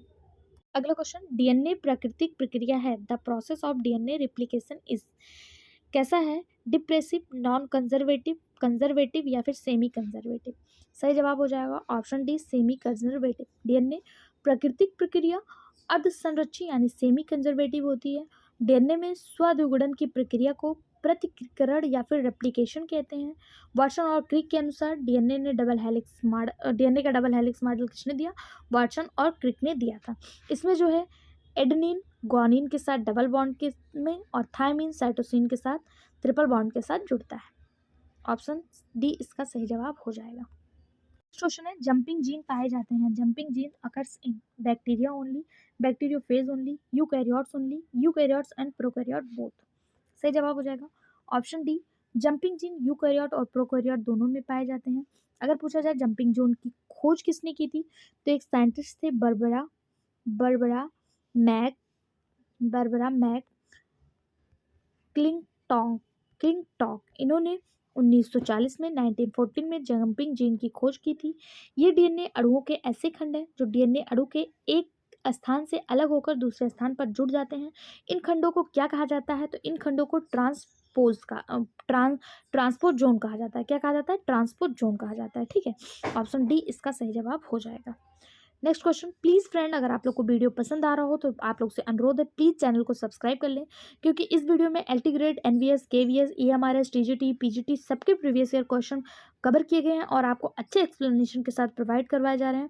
प्लीज़ आप लोग चैनल को सब्सक्राइब करके हमें मोटिवेट करें, हमारे उत्साह को बढ़ाएं, हमारा उत्साह वर्धन करें। ठीक है, अगला क्वेश्चन है, sulphur containing amino acid are, sulphur युक्त अमीनो एसिड हैं ट्रिप्टोफैन, वैलिन, लाइसिन और सिस्टीन, सिस्टेन, मेथेनोन और सिस्टीन, ग्लूटामिक एसिड और aspartic acid. Sulphur containing acid कौन से हैं? सही जवाब हो जाएगा ऑप्शन सी, सिस्टेन, सिस्टीन और मेथोनिन, ये सल्फर कंटेनिंग होते हैं। अगर आपसे पूछा जाए यहाँ पे जो दिया है एस्पार्टिक एसिड और ग्लूटामिक जो होता है ये कैसा होता है, तो ये अमीनो अम्ल कंटेनिंग होता है। कैसा होता है? अमीनो अम्ल कंटेनिंग होता है।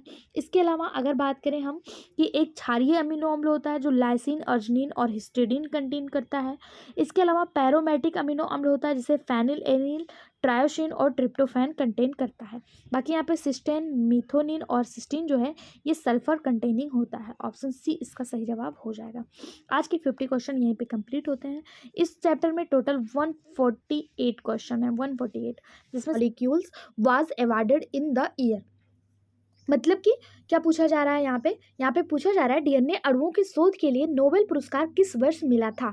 आपके सामने 4 ऑप्शन दिए हैं और आप यहाँ पे देख सकते हैं ये क्वेश्चन आपको DSSB पीजीटी में आया हुआ है और इसी तरह के क्वेश्चन आपको DSSB पीजीटी की बात हो, नवोदय की बात हो, एलटी ग्रेड की बात हो, जीआईसी हो या फिर बिहार पीजीटी को, हर जगह देखने को मिलता है, क्योंकि एग्जामिनर एक प्रॉपर पैटर्न फॉलो करता है जो प्रीवियस ईयर क्वेश्चन से ही पूछे जाते हैं।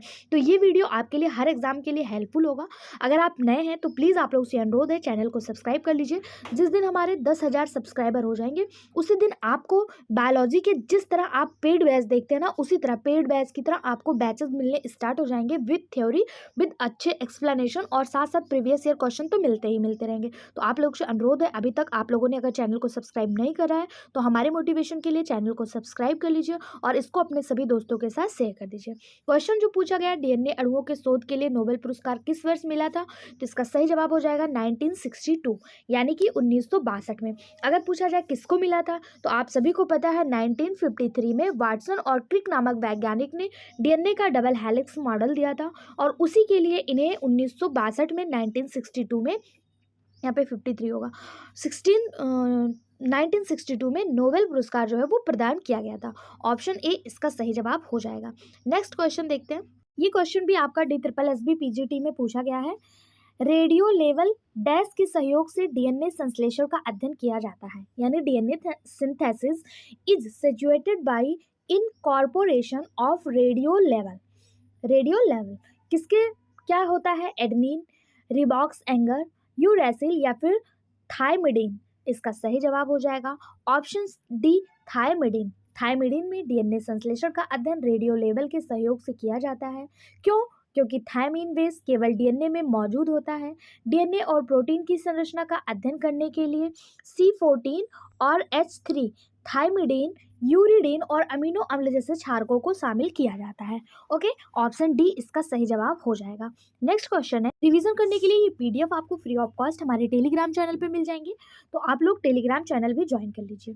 अगला क्वेश्चन है, जीन डीएनए द्वारा निर्मित है, इस प्रयोग को समर्थन करने वाले कौन है?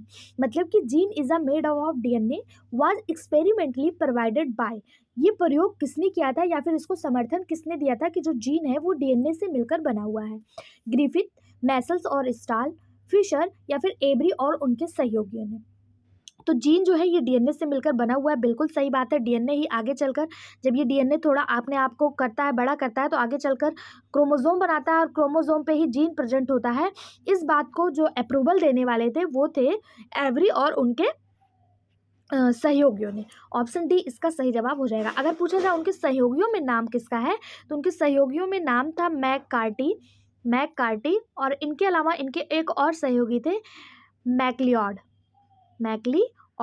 इन्होंने जो है इस मॉडल को अपना समर्थन दिया था। ऑप्शन डी इसका सही जवाब हो जाएगा। नेक्स्ट क्वेश्चन है, इनमें से कौन सा कोडान का सूत्रपात करता है, यानी कि which of these is initiating codon? AUG, UAA UGA या फिर GUG। तो जो कोडान का सूत्रपात करने वाला कोड है यहाँ पे AUG, ऑप्शन ए इसका सही जवाब हो जाएगा। जो मिथियोनिन अमीनो अम्ल को कोड करता है, कभी कभी GUG जो कि वैलिन अमीनो अम्ल को कोड करता है, ये भी सूत्रपात कोडान के रूप में कार्य करता है, लेकिन ये कभी कभी करता है, ऑलवेज नहीं करता है। वैसे आपको बता दें कोडान जो होते हैं वो 3 टाइप्स के होते हैं। कितने टाइप्स के होते हैं? 3 टाइप्स के होते हैं। कौन कौन? UAG, UGA और UAA, ये 3 टाइप के कोडान होते हैं। किसी भी अमीनो अम्ल को कोड नहीं करते हैं। ये जो तीनों होते हैं, ये 3 कोडान होते हैं, ये किसी भी अमीनो अम्ल को कोडान नहीं करते हैं। और जो अमीनो अम्ल को कोडान करता है वो AUG है। इसके अलावा कभी कभी GUG भी करता है, पर ये ऑलवेज नहीं करता है। ये क्या करते हैं? ये mRNA पर प्रोटीन संश्लेषण का समापन करते हैं और इन्हें टर्मिनेशन कोडान कहा जाता है। अगर आपसे एग्जाम में पूछ लिया जाए टर्मिनेशन कोडान कौन कौन से होते हैं, तो टर्मिनेशन कोडान UAG, इसके अलावा UGA और इसके अलावा UAA होता है। ये याद करने में थोड़ा सा कंफ्यूजिंग होता है, आप ऐसे याद कर सकते हैं। देखिए U इसमें भी है, AG है ना, फिर G को उलट दीजिए, G को इधर ले आइए, A को इधर ले आइए और U के बाद डबल A लगा दीजिए, ऐसे आप याद कर लीजिए, ठीक है। ये इसका सही क्रम हो जाएगा। हाँ, इसका सही जवाब ऑप्शन ए हो जाएगा, क्योंकि ये अमीनो अम्ल को कोड करता है। बाकी जो हमने 3 कोडान बताए वो अमीनो अम्ल को कोड नहीं करते हैं, इन्हें इंटरमिशन कोडान कहा जाता है। नेक्स्ट क्वेश्चन देखते हैं। ये आपका LT ग्रेड बायोलॉजी में 2018 में आया हुआ क्वेश्चन है। क्वेश्चन पूछा है, आप triplet codon is mRNA which is usually standing point is protein synthesis in. वाहक RNA में त्रिक कोडान जो सामान्यतः प्रोटीन संश्लेषण में आरंभ बिंदु है, कौन सा है? तो अभी हम लोगों ने देखा था वो कौन सा था, AUG था, ठीक है। AUG, ऑप्शन ए इसका सही जवाब हो जाएगा। अगला क्वेश्चन, निम्नलिखित में से एक निदान पद्धति है, यानी कि डायग्नोस्टिक टेक्निक कौन कौन सी, डायग्नोस्टिक टेक्निक इसमें से कौन सी है? ऑप्शन है TEM and SEM, ELISA, both, none. इसका सही जवाब हो जाएगा ऑप्शन बी, अलीशा। अलीशा का नाम आप सभी ने सुना होगा। इसका पूरा नाम है enzyme linked immunosorbent assay, enzyme linked immunosorbent assay. इसमें एंटीजन, एंटीबॉडी, इंस्ट्रक्शन और एल्कलाइन फास्फेट का इस्तेमाल किया जाता है। जबकि बात करें टेम और सैम की, तो ये एक इलेक्ट्रॉन माइक्रोस्कोप है जिसे किसी चीज़ के अध्ययन के लिए इस्तेमाल किया जाता है। एलिसा अच्छा किसके डायग्नोस्टिक में यूज होता है? तो हम सभी को पता है HIV का पता लगाने के लिए। HIV human immuno deficiency virus, इसका पता लगाने के लिए ह्यूमन इम्यूनो वायरस, ठीक है, इसका पता लगाने के लिए इसका यूज किया जाता है, एलिशा परीक्षण किया जाता है। ऑप्शन बी इसका सही जवाब हो जाएगा। राजस्थान PCS PGT में आया हुआ क्वेश्चन है। अगला question, satellite DNA is a useful tool in, ये भी देखिए राजस्थान में आया हुआ है। तो किसी भी स्टेट का आप एग्जाम देने जा रहे हैं PGT TGT लेवल की, तो वहाँ ये क्वेश्चन आपके लिए हर एग्जाम के लिए हेल्पफुल है। Satellite DNA is a useful tool in, तो ये फॉरेंसिक विज्ञान में कार्य करता है। ऑप्शन ए इसका सही जवाब हो जाएगा, फॉरेंसिक साइंस। नेक्स्ट क्वेश्चन है, अ double standard DNA has 18% cytosine, the percentage of other based will be. इसका जो सही जवाब हो जाएगा वो हो जाएगा एडनिन जो होगा वो 32 होगा, थायमिन 32 होगा और ग्वानिन 18 होगा, यानी कि ऑप्शन सी इसका सही जवाब हो जाएगा। एडनिन, थायमिन, ग्वानिन और साइटोसिन ये किसी DNA पेयर बेस में होते हैं, जहाँ पे अगर A और T की बात करें, एडनिन और थायमिन की अगर बात करें, तो A और T डबल बॉन्ड और ग्वानिन और साइटोसिन ट्रिपल बॉन्ड के साथ जुड़े होते हैं।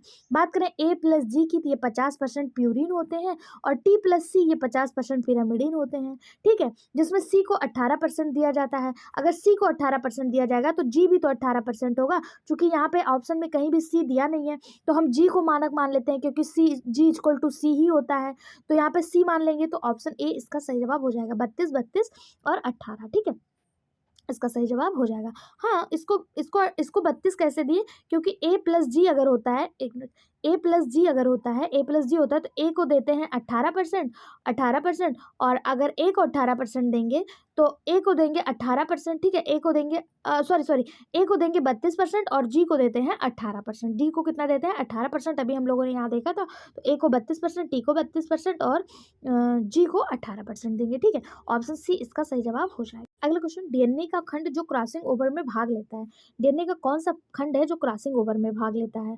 रेकॉन, म्यूट न्यूटॉन, सिस्टॉन या ओपेरॉन। सही जवाब हो जाएगा ऑप्शन ए रेकॉन। डीएनए का जो रेकॉन खंड होता है ये क्रॉसिंग ओवर में भाग लेता है। वहीं पर अगर बात करें म्यूटान की तो ये सबसे छोटा भाग है जो उत्परिवर्तन के लिए उत्तरदायी होता है। बाकी रेकॉन इसे यूनिट ऑफ रिकॉम्बिनेशन कहा जाता है या क्रॉसिंग ओवर में भाग लेता है। ठीक है, अगला क्वेश्चन, डीएनए अणुओं के विशिष्ट स्थल के फास्फोडाई एस्टर बॉन्डों को तोड़ने हेतु प्रयुक्त किया जाने वाला एंजाइम कौन सा है? कौन सा एंजाइम है? एंडोन्यूक्लियस, लाइगेज, लाइएज या फिर रिस्ट्रिक्शन एंडोन्यूक्लियस। सही जवाब हो जाएगा option D restriction endonuclease. Restriction endonuclease enzyme को बैक्टीरिया से निकाला गया है।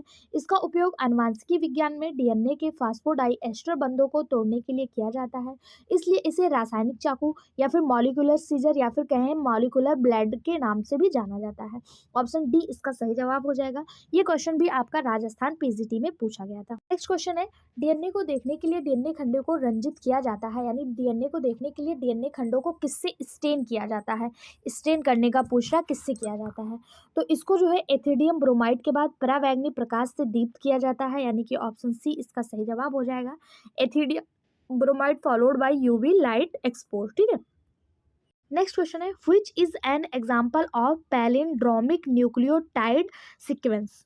कौन सा पैलिंड्रोमिक न्यूक्लियोटाइड सीक्वेंस का एग्जांपल है? तो बहुत ज़्यादा पढ़ने पे इसमें थोड़ा सा कंफ्यूजन हो जाएगा। इसको आप याद कर लीजिए कि इसका पहला ही जो एग्जांपल दिया है यही इसका सीक्वेंस है। ठीक है, इसका क्या है? सीक्वेंस है। पैलिंड्रोम्स डीएनए के छोर सूत्र में भी होते हैं जिन्हें दो सीक्वेंस में पढ़ा जाता है। दो सीक्वेंस कौन कौन से होते हैं? एक आपके सामने दिया है GAATTC, ये 5 to 3 होते हैं, और इसके अलावा एक होता है 3 to 5। 3 to 5 अगर बात करें तो वो इसी का ठीक उल्टा हो जाएगा, CTTAAG। ठीक है, ये दो सीक्वेंस में होते हैं। फिलहाल ऑप्शन ए इसका सही जवाब हो जाएगा। नेक्स्ट क्वेश्चन, एक न्यूक्लियोसाइड बना होता है, एक न्यूक्लियोसाइड किससे बना होता है?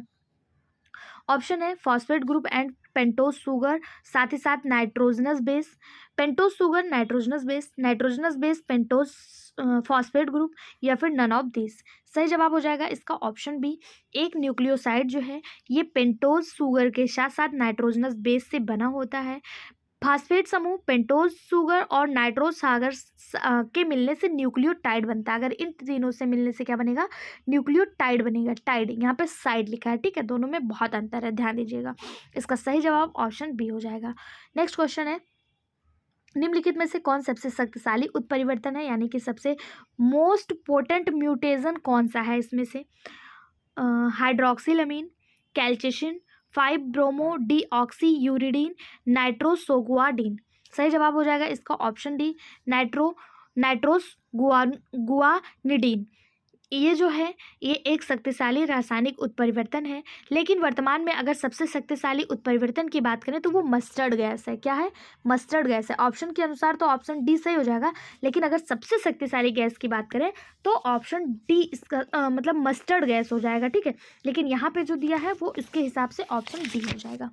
नेक्स्ट क्वेश्चन देखते हैं, पीजीटी में आया हुआ क्वेश्चन है ये। Okay, Which of the following change is called transversion? निम्नलिखित में से किस परिवर्तन को अनुप्रस्थ परिवर्तन कहा जाता है? अनुप्रस्थ परिवर्तन किसे कहेंगे? एडेनिन ग्वानिन को, एडेनिन थाइमिन को, साइटोसिन थाइमिन को, या फिर साइटोसिन यूरेसिल को? तो ट्रांसवर्स परिवर्तन जो है वो कहा जाएगा एडेनिन और थाइमिन को। ऑप्शन बी इसका सही जवाब हो जाएगा। इसमें प्यूरिन बेस को पिरामिडिन बेस द्वारा प्रतिस्थापित कर दिया जाता है।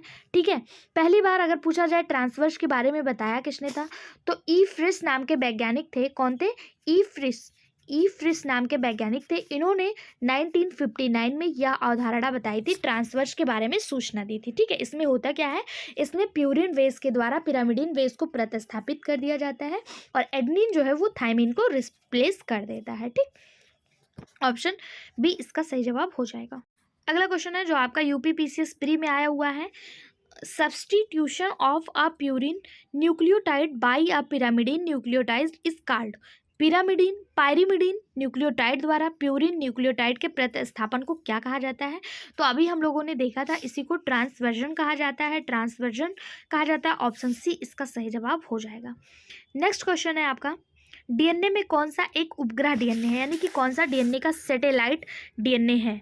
डीएनए ऑफ रिपीटिंग जीन, यही इसका एक उपग्रह डीएनए है। पहला ही बिल्कुल सही हो जाएगा, ऑप्शन ए। अगला क्वेश्चन है डीएनए द्विकुंडली के एक पूर्ण चक्र की लंबाई क्या है। डीएनए का जो डबल हेलिक्स मॉडल है इसके एक पूर्ण चक्र की लंबाई पूछा है। तो डीएनए का जो डबल हेलिक्स मॉडल होता है वो वाटसन और क्रिक द्वारा दिया गया है। ये कुछ इस फॉर्म में बना होता है, इस फॉर्म में ये बना होता है, ठीक है, इस फॉर्म में ये बना होता है। तो इसमें पूछा क्या जा रहा है, एक पूर्ण चक्र की लंबाई पूछा जा रहा है। एक पूर्ण चक्र यानी कि यहाँ से यहाँ तक कितना है, तो ये है 3.4 एंगस्ट्रॉम। 3.4 एंगस्ट्रॉम कहाँ पे आपको दिया है, ऑप्शन ए में, इसका सही जवाब हो जाएगा। इसके अलावा अगर इसका डायामीटर पूछ ले, ये वाला भाग पूछ ले, ये इसका डायामीटर होता है, ये कितना होता है, ये 20 एंगस्ट्रॉम होता है, इसका डायामीटर 20 एंगस्ट्रॉम होता है। ये माइनर ग्रूव होता है, ये माइनर होता है और ये ग्रूव होता है, ठीक है, ये ग्रूव होता है, ये माइनर होता है, ये ग्रूव होता है। ये सुगर फास्फेट बैकबोन होते हैं और ये कुछ इस तरह से एडेनिन, ग्वानिन, थायमिन, साइटोसिन से बंधे होते हैं, ठीक है, और इनको नाइट्रोजनस बेस पेयर कहा जाता है।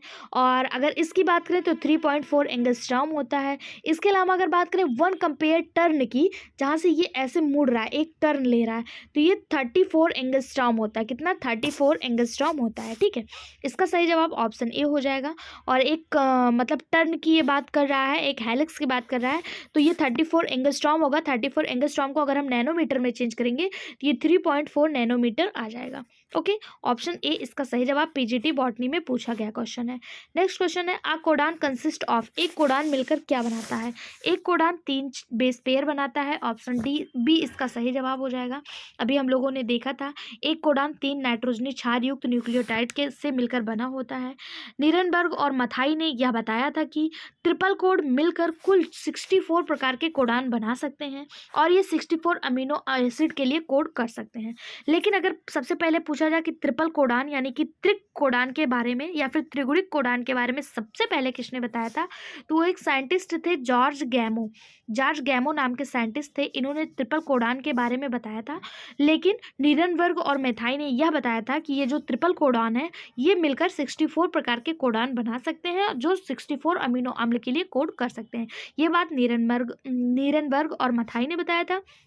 बाकी अगर ट्रिपल कोडान की अवधारणा पूछ ले किसने दी थी, तो जॉर्ज गैमो ने दी थी। ओके, और कितने कोडान होते हैं, तो 3 कोडान होते हैं। ऑप्शन बी इसका सही जवाब हो जाएगा।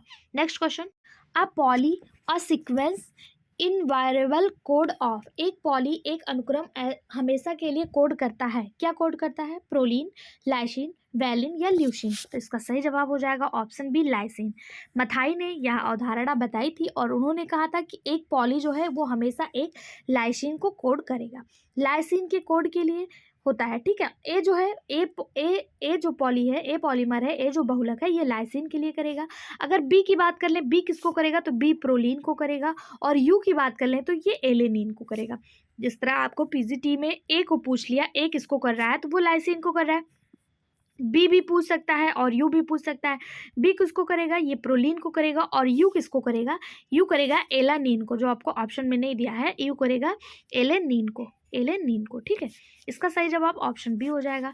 नेक्स्ट क्वेश्चन, निम्नलिखित कोडान समापन कोडान है सिवाय। मतलब समापन कोडान हमने आपको बताया था 3 समापन कोडान होते हैं। कौन कौन से होते हैं, तो सबसे पहले देखिए ए यू जी, ये समापन कोडान है, नहीं है, यही आपका समापन कोडान नहीं है। समापन कोडान कौन कौन से होते हैं, तो समापन कोडान होते हैं यू ए जी, एक हो गया। उसके अलावा आप इसको उलट दीजिए, यू को यू लिख दीजिए, ए जी को पहले लिख दीजिए, ए को बाद में लिख दीजिए, ठीक है। इसके अलावा यू को यू रहने दीजिए और यहाँ पे ए कर दीजिए। ये 3 समापन कोडान होते हैं। यू ए जी जो है ये समापन कोडान नहीं है। ऑप्शन बी इसका सही जवाब हो जाएगा। नेक्स्ट क्वेश्चन देखते हैं, ई कोलाई का आनुवांशिक कोड समापन नहीं है। ई कोलाई का आनुवांशिक कोड समापन नहीं है।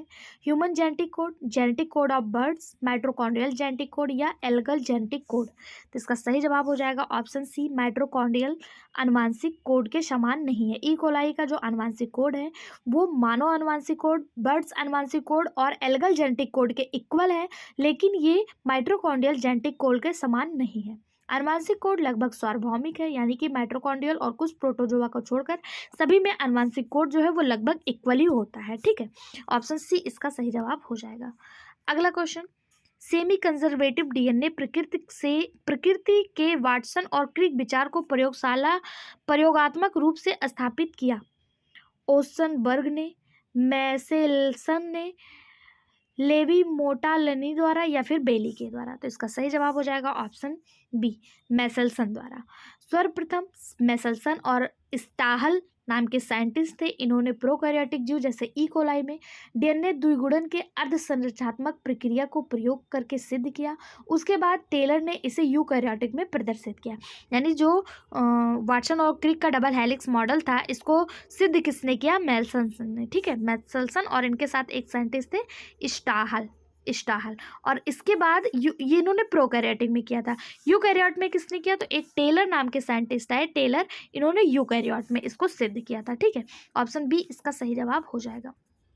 नेक्स्ट क्वेश्चन, क्लेमाइडोमोनास के स्ट्रेन ज़्यादातर स्ट्रेप्टोमाइसिन सेंसिटिव हैं। एक विशेष कल्चर माध्यम से स्ट्रेप्टोमाइसिन की आवश्यकता होती है। इस स्ट्रेप्टोमाइसिन निर्भरता का उपयोग निम्नलिखित में से किया जाता है। किसके लिए किया जाता है? तो ये प्लाज्मा जीन के लिए किया जाता है। ऑप्शन ए इसका सही जवाब हो जाएगा। पीजीटी बॉटनी में आया हुआ क्वेश्चन है।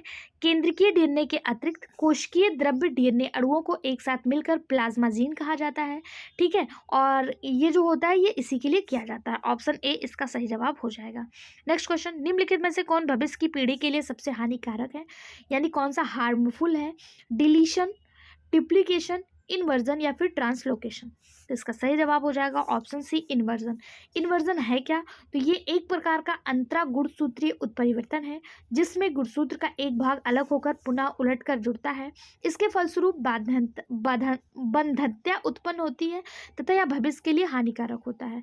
वही बात करें डिलीशन की, तो इसमें एक या एक से अधिक समाचार जोड़ियों को कोई नया खंड यानी डीएनए अणु से जोड़ दिया जाता है, इसी को डिलीशन कहा जाता है। इसके अलावा ट्रांसलोकेशन, इसमें एक प्यूरिन के स्थान पर दूसरा प्यूरिन की जगह पिरामिडिन आ जाता है, ये हम लोगों ने देखा था। डुप्लीकेशन, इसमें जीनों की संख्या में परिवर्तन होता है। और जो हार्मफुल है वो इन्वर्जन है। ऑप्शन सी इसका सही जवाब हो जाएगा। इन्वर्जन जो है ये हार्मफुल होता है। नेक्स्ट क्वेश्चन, अगला क्वेश्चन है टाटोमेरिज्म है। टाटोमेरिज्म क्या है?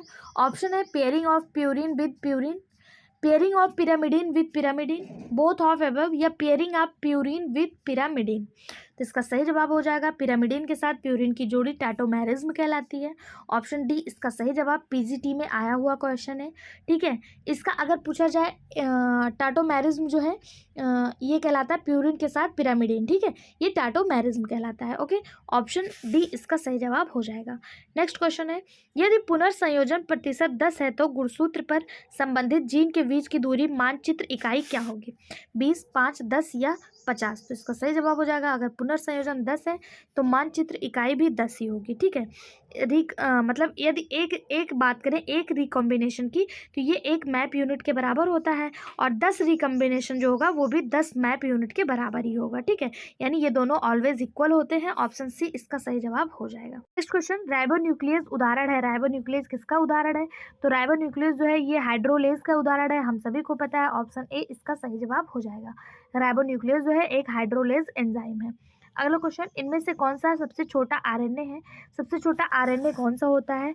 तो एमआरएनए, आरआरएनए, टीआरएनए या एचएनआरएनए?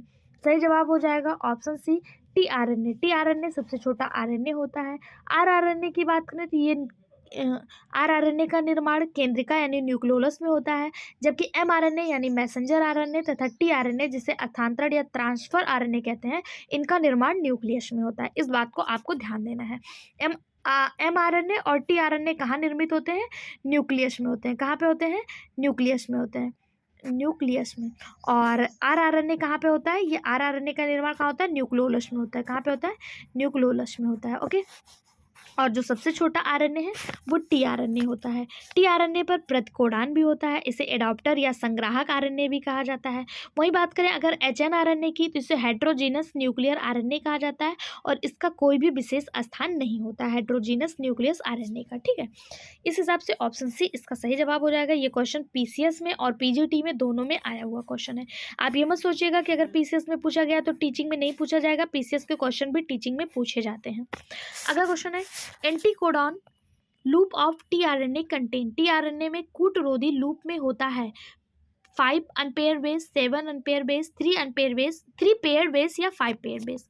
सही जवाब हो जाएगा option B 7 unpair base. TRNA को स्थानांतरण आरएनए कहा जाता है, यानी कि ट्रांसफर आरएनए कहा जाता है। टीआरएनए अमीनो अम्ल तथा एमआरएनए पर कोडान को पहचानने का काम करता है और इसमें 7 अनपेयर्ड बेस होते हैं। ऑप्शन बी इसका सही जवाब हो जाएगा। अगला question, one gene one enzyme hypothesis was proposed by, बहुत ज्यादा पूछा जाने वाला क्वेश्चन, स्टार मार्क करिएगा। वन जीन वन एंजाइम परिकल्पना किसने दी? तो ये बीडल और टॉटम के द्वारा दिया गया। ऑप्शन बी इसका सही जवाब हो जाएगा। बीडल तथा टॉटम नाम के वैज्ञानिक ने एक प्रयोग किया, किस पर किया? ड्रोसोफिला पे किया। ड्रोसोफिला क्या है? तो एक न्यूरोस्पोरा है, यानी कि एक कवक है। इस पर इन्होंने एक प्रयोग किया था और इन्होंने वन जीन वन एंजाइम धारणा दी थी। जबकि बात करें जैकब और मोनार्ड की, इन्होंने लैक ओपेरॉन की खोज की थी। किसकी? लैक ओपेरॉन की खोज की थी। और लूरिया और डेलब्रग की अगर बात करें तो इन्होंने फंक्शनल टेस्ट को खोजा था। फंक्शनल टेस्ट को किसने खोजा था?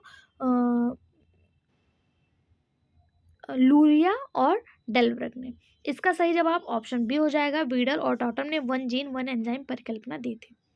अगला क्वेश्चन, डीएनए के द्विगुणन के समय लीडिंग सूत्र के संश्लेषण में प्रयुक्त एंजाइमों को क्रमबद्ध कीजिए तथा नीचे दिए गए विकल्पों में उत्तर का सही चुनाव कीजिए।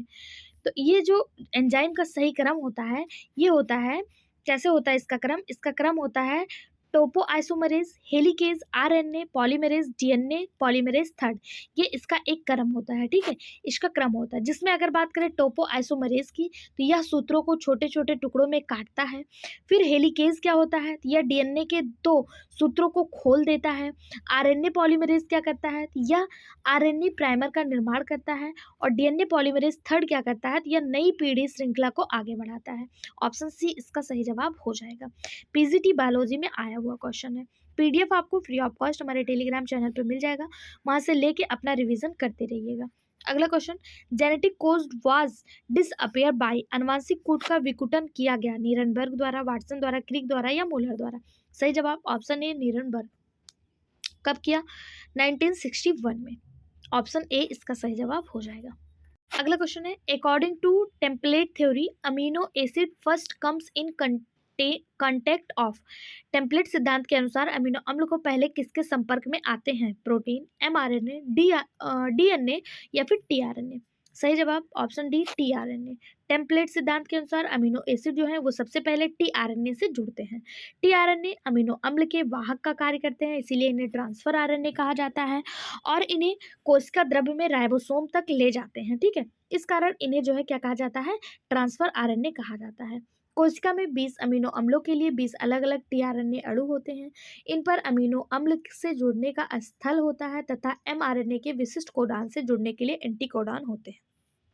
ऑप्शन डी इसका सही जवाब हो जाएगा। अगला क्वेश्चन जो आपका पीजीटी बायोलॉजी में आया हुआ क्वेश्चन है, gene are mainly made up, gene मुख्यतः बने होते हैं डीएनए, आरएनए, लिपिड और प्रोटीन या प्रोटीन ओनली?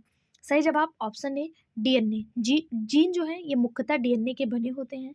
जोहानसन नाम के एक वैज्ञानिक थे, इन्होंने 1909 में जीन शब्द का सर्वप्रथम प्रयोग किया था। डीएनए का वह छोटा सा छोटा खंड जिसे जेनेटिक कोड शामिल होता है जिसमें, उसी को जीन कहा जाता है। और इसके बारे में बताया किसने था? जोहानसन नाम के वैज्ञानिक ने बताया था। कब बताया था? 1909 में। अगला क्वेश्चन, वह परिघटना जिसमें एकल जीन एक से अधिक विशेषज्ञ को प्रभावित करते हैं क्या कहलाते हैं?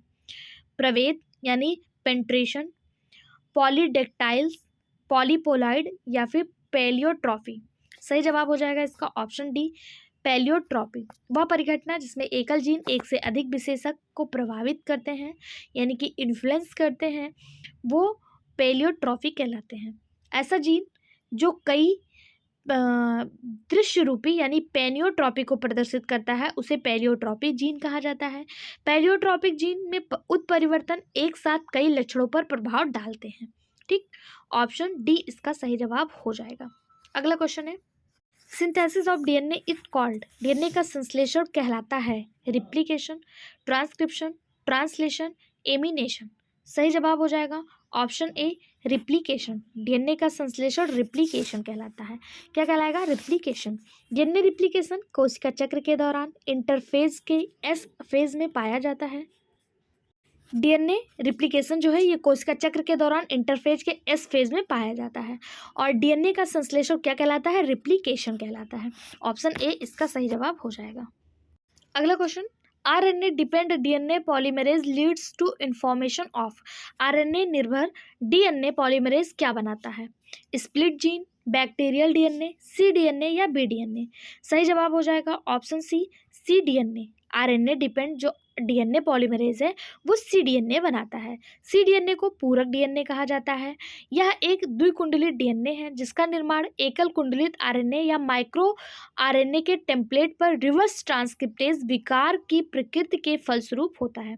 इसी को सी डीएनए यानी कि कॉम्प्लीमेंट्री डीएनए के रूप में जाना जाता है। इसी को संपूरक डीएनए भी कहा जाता है। अगला क्वेश्चन, निम्नलिखित में से किसका जेनेटिक पदार्थ आरएनए होता है। किसका जेनेटिक पदार्थ आरएनए होगा, तो एचआईवी का जेनेटिक पदार्थ आरएनए होता है, हम सभी को बहुत अच्छे से पता है। प्लाज्मोडियम, प्रोटोजोआ, मलेरिया, इनका जेनेटिक पदार्थ डीएनए होता है जो आपको यहाँ पे दिया है। इसके अलावा इस स्टेफिलोकोकस, जीवाणु, निमोनिया, इनका जेनेटिक पदार्थ डीएनए होता है। और अगर बात करें आपको एचआईवी वायरस और एड्स वायरस, तो इनका जेनेटिक पदार्थ जो होता है वो आरएनए होता है, सिंगल स्टैंडर्ड आरएनए होता है। और बैक्टीरियोफेज का जो जेनेटिक पदार्थ होता है, बैक्टीरियोफेज और विषाणु का, इसमें डीएनए और आरएनए में से कोई भी हो सकता है। एड्स यानी एचआईवी वायरस को रेट्रोवायरस भी कहा जाता है। यह वायरस में न्यूक्लिक अम्ल के साथ प्रोटीन रहता है, इसमें जेनेटिक पदार्थ आरएनए होता है। ठीक है, ऑप्शन सी इसका सही जवाब हो जाएगा। पीजीटी बायोलॉजी 2013 में पूछा गया क्वेश्चन है। नेक्स्ट क्वेश्चन है, वाहक प्लाज्मिड में डीएनए में अपनी इच्छा अनुसार जीन का प्रवेश करना क्या कहलाता है। Gene splicing, gene dressing, gene cloning या फिर जीन ड्राफ्टिंग। सही जवाब option C gene cloning. Gene cloning क्या है, तो क्लोनिंग एक ऐसी प्रक्रिया है जिसमें डीएनए खंड एक साथ जुड़ जाते हैं और कोशिका में कई प्रतियों में निर्मित होते हैं।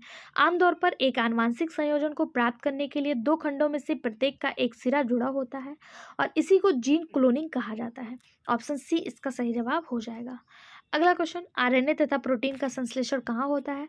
आरएनए और प्रोटीन का संश्लेषण G1 और G2 फेज में होता है। ऑप्शन सी इसका सही जवाब हो। आपके सामने सेल साइकिल का एक डायग्राम है, यहाँ से बहुत ज़्यादा क्वेश्चन पूछे जाते हैं। सबसे पहले तो पूछा जाता है सेल साइकिल के फेज कौन कौन से होते हैं।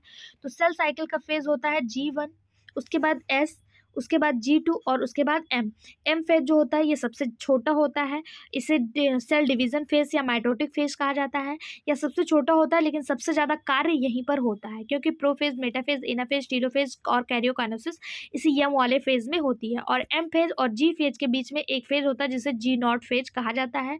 G0 फेज और G1 फेज ये सेल ग्रो फेज होता है, इसमें सेल जो है वो ग्रो करते हैं। S फेज क्या करता है, S फेज में डीएनए रिप्लिकेशन होता है। और G2 फेज जो है इसमें प्रिपरेशन ऑफ माइटोसिस होता है, यानी जो कोशिका होती है वो माइटोसिस के लिए तैयार होती है। ये सबसे छोटा फेज होता है। और इसके अलावा ये जो M फेज है इसे माइटोसिस फेज कहा जाता है, इसमें कोशिका का डिवीजन होता है।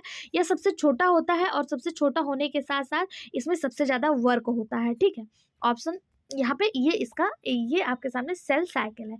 बाकी आरएनए और प्रोटीन का संश्लेषण वो G1 और G2 फेज में होता है। कहाँ पे, G1 और G2 फेज में। ठीक, नेक्स्ट क्वेश्चन जो आपका पीजीटी बायोलॉजी 2013 में पूछा गया है, एंटीकोडॉन होते हैं। एंटीकोडॉन किसमें होते हैं, डीएनए में, टीआरएनए में, एमआरएनए में या आरएनए में। तो अभी हम लोगों ने देखा था एंटीकोडॉन जो है वो टीआरएनए में होते हैं। किसमें, टीआरएनए में होते हैं।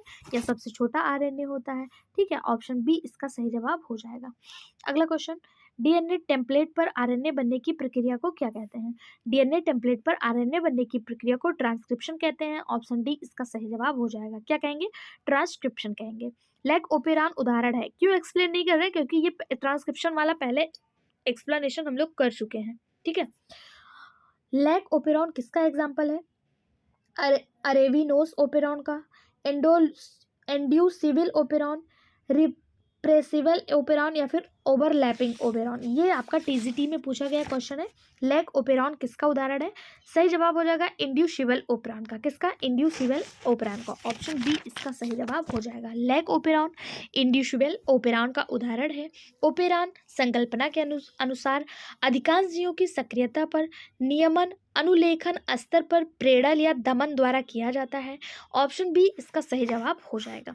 ओपेरॉन जो है ये किससे मिलकर बना होता है, अगर यहाँ से क्वेश्चन पूछ ले तो ये regulating gene plus promoting gene plus operator संरचनात्मक जीन, ऑपरेटर स्ट्रक्चरल जीन, इससे मिलकर ओपेरॉन बना होता है। ठीक है, अगला क्वेश्चन देखते हैं। पॉलीपेप्टाइड श्रृंखला में जुड़ने वाले सबसे पहला अमीनो अम्ल कौन सा है? मिथियोनिन, अर्जिनिन, लाइसिन या वेलिन? सही जवाब ऑप्शन ए मिथियोनिन। पॉलीपेप्टाइड श्रृंखला में जुड़ने वाला जो सबसे पहला अमीनो अम्ल है वो मिथियोनिन है। ऑप्शन ए इसका सही जवाब हो जाएगा। AUG एक स्टार्टर कोडॉन है जो यूकैरियोटिक्स में मिथियोनिन के लिए कोड करता है। ठीक, next question. DNA synthesis during replication is, प्रकृति के समय डीएनए संश्लेषण कहाँ होता है, कैसा होता है? तो ये असंतत होता है, संतत होता है, अर्धसंतत होता है या इनमें से कोई नहीं? सही जवाब हो जाएगा ये सेमी डिसकॉन्टिन्यूस होता है। ऑप्शन सी इसका सही जवाब हो जाएगा। प्रकृति के समय यानी कि रिप्लिकेशन के समय डीएनए संश्लेषण सेमी डिसकॉन्टिन्यूस होता है। ठीक है, ऑप्शन सी सही जवाब। अगला क्वेश्चन है, double standard RNA is found in, द्विसूत्रीय आरएनए पाया जाता है smallpox virus, wood tumour virus, tobacco mosaic virus या इन्फ्लुएंजा वायरस? तो डबल स्टैंडर्ड आरएनए जो है ये वुड ट्यूमर वायरस में पाया जाता है। ऑप्शन बी इसका सही जवाब हो जाएगा। जबकि अगर बात करें 5X174 कॉलीफेज और S13 ई कोलाइफेज में एक सूत्री डीएनए पाया जाता है, यानी सिंगल स्टैंडर्ड डीएनए पाया जाता है। वुड ट्यूमर विषाणु एक आकस्योरिकी और पौधे का विषाणु है जो जीनस फाइटोरियो वायरस और फैमिली रियोविरिडे से संबंधित होता है। ऑप्शन बी इसका सही जवाब हो जाएगा। ठीक है, अभी ये आज का लास्ट क्वेश्चन है, इसके बाद हमारा ये टॉपिक खत्म हो जाएगा। नेक्स्ट टॉपिक में हम लोग मिसलेनियस डिस्कस करेंगे। उसके बाद अगर आप चाहें तो हम वायरस से फिर से स्टार्ट कर सकते हैं। स्टार्ट करना है या नहीं आप कमेंट बॉक्स में ज़रूर बता दीजिएगा, आपके कमेंट का हम वेट करेंगे। साथ ही साथ अगर आप चैनल पर नए हैं तो प्लीज़ चैनल को सब्सक्राइब कर लीजिए। आपके सब्सक्राइब में 0.08 सेकंड का टाइम लगता है, इसमें आपका कोई चार्ज नहीं लग रहा, लेकिन आपके एक सब्सक्राइब से हमें मोटिवेशन भी मिलता है और आप कमेंट करने की भी कोशिश क्या करिए। अगला क्वेश्चन है, double helix structure of DNA was given by, बहुत ज़्यादा इजी क्वेश्चन, इसको मैं आपको होमवर्क के रूप में दे देती हूँ। डीएनए की द्विकुंडलित संरचना किसने दी थी और इसके लिए इन्हें नोबेल पुरस्कार कब प्राप्त हुआ था? जरूर बताइएगा कमेंट बॉक्स में, आपके कमेंट का हमें वेट रहेगा। वीडियो कैसा लगा इसको भी हमारे साथ जरूर साझा करिएगा। वीडियो में बने रहने के लिए धन्यवाद।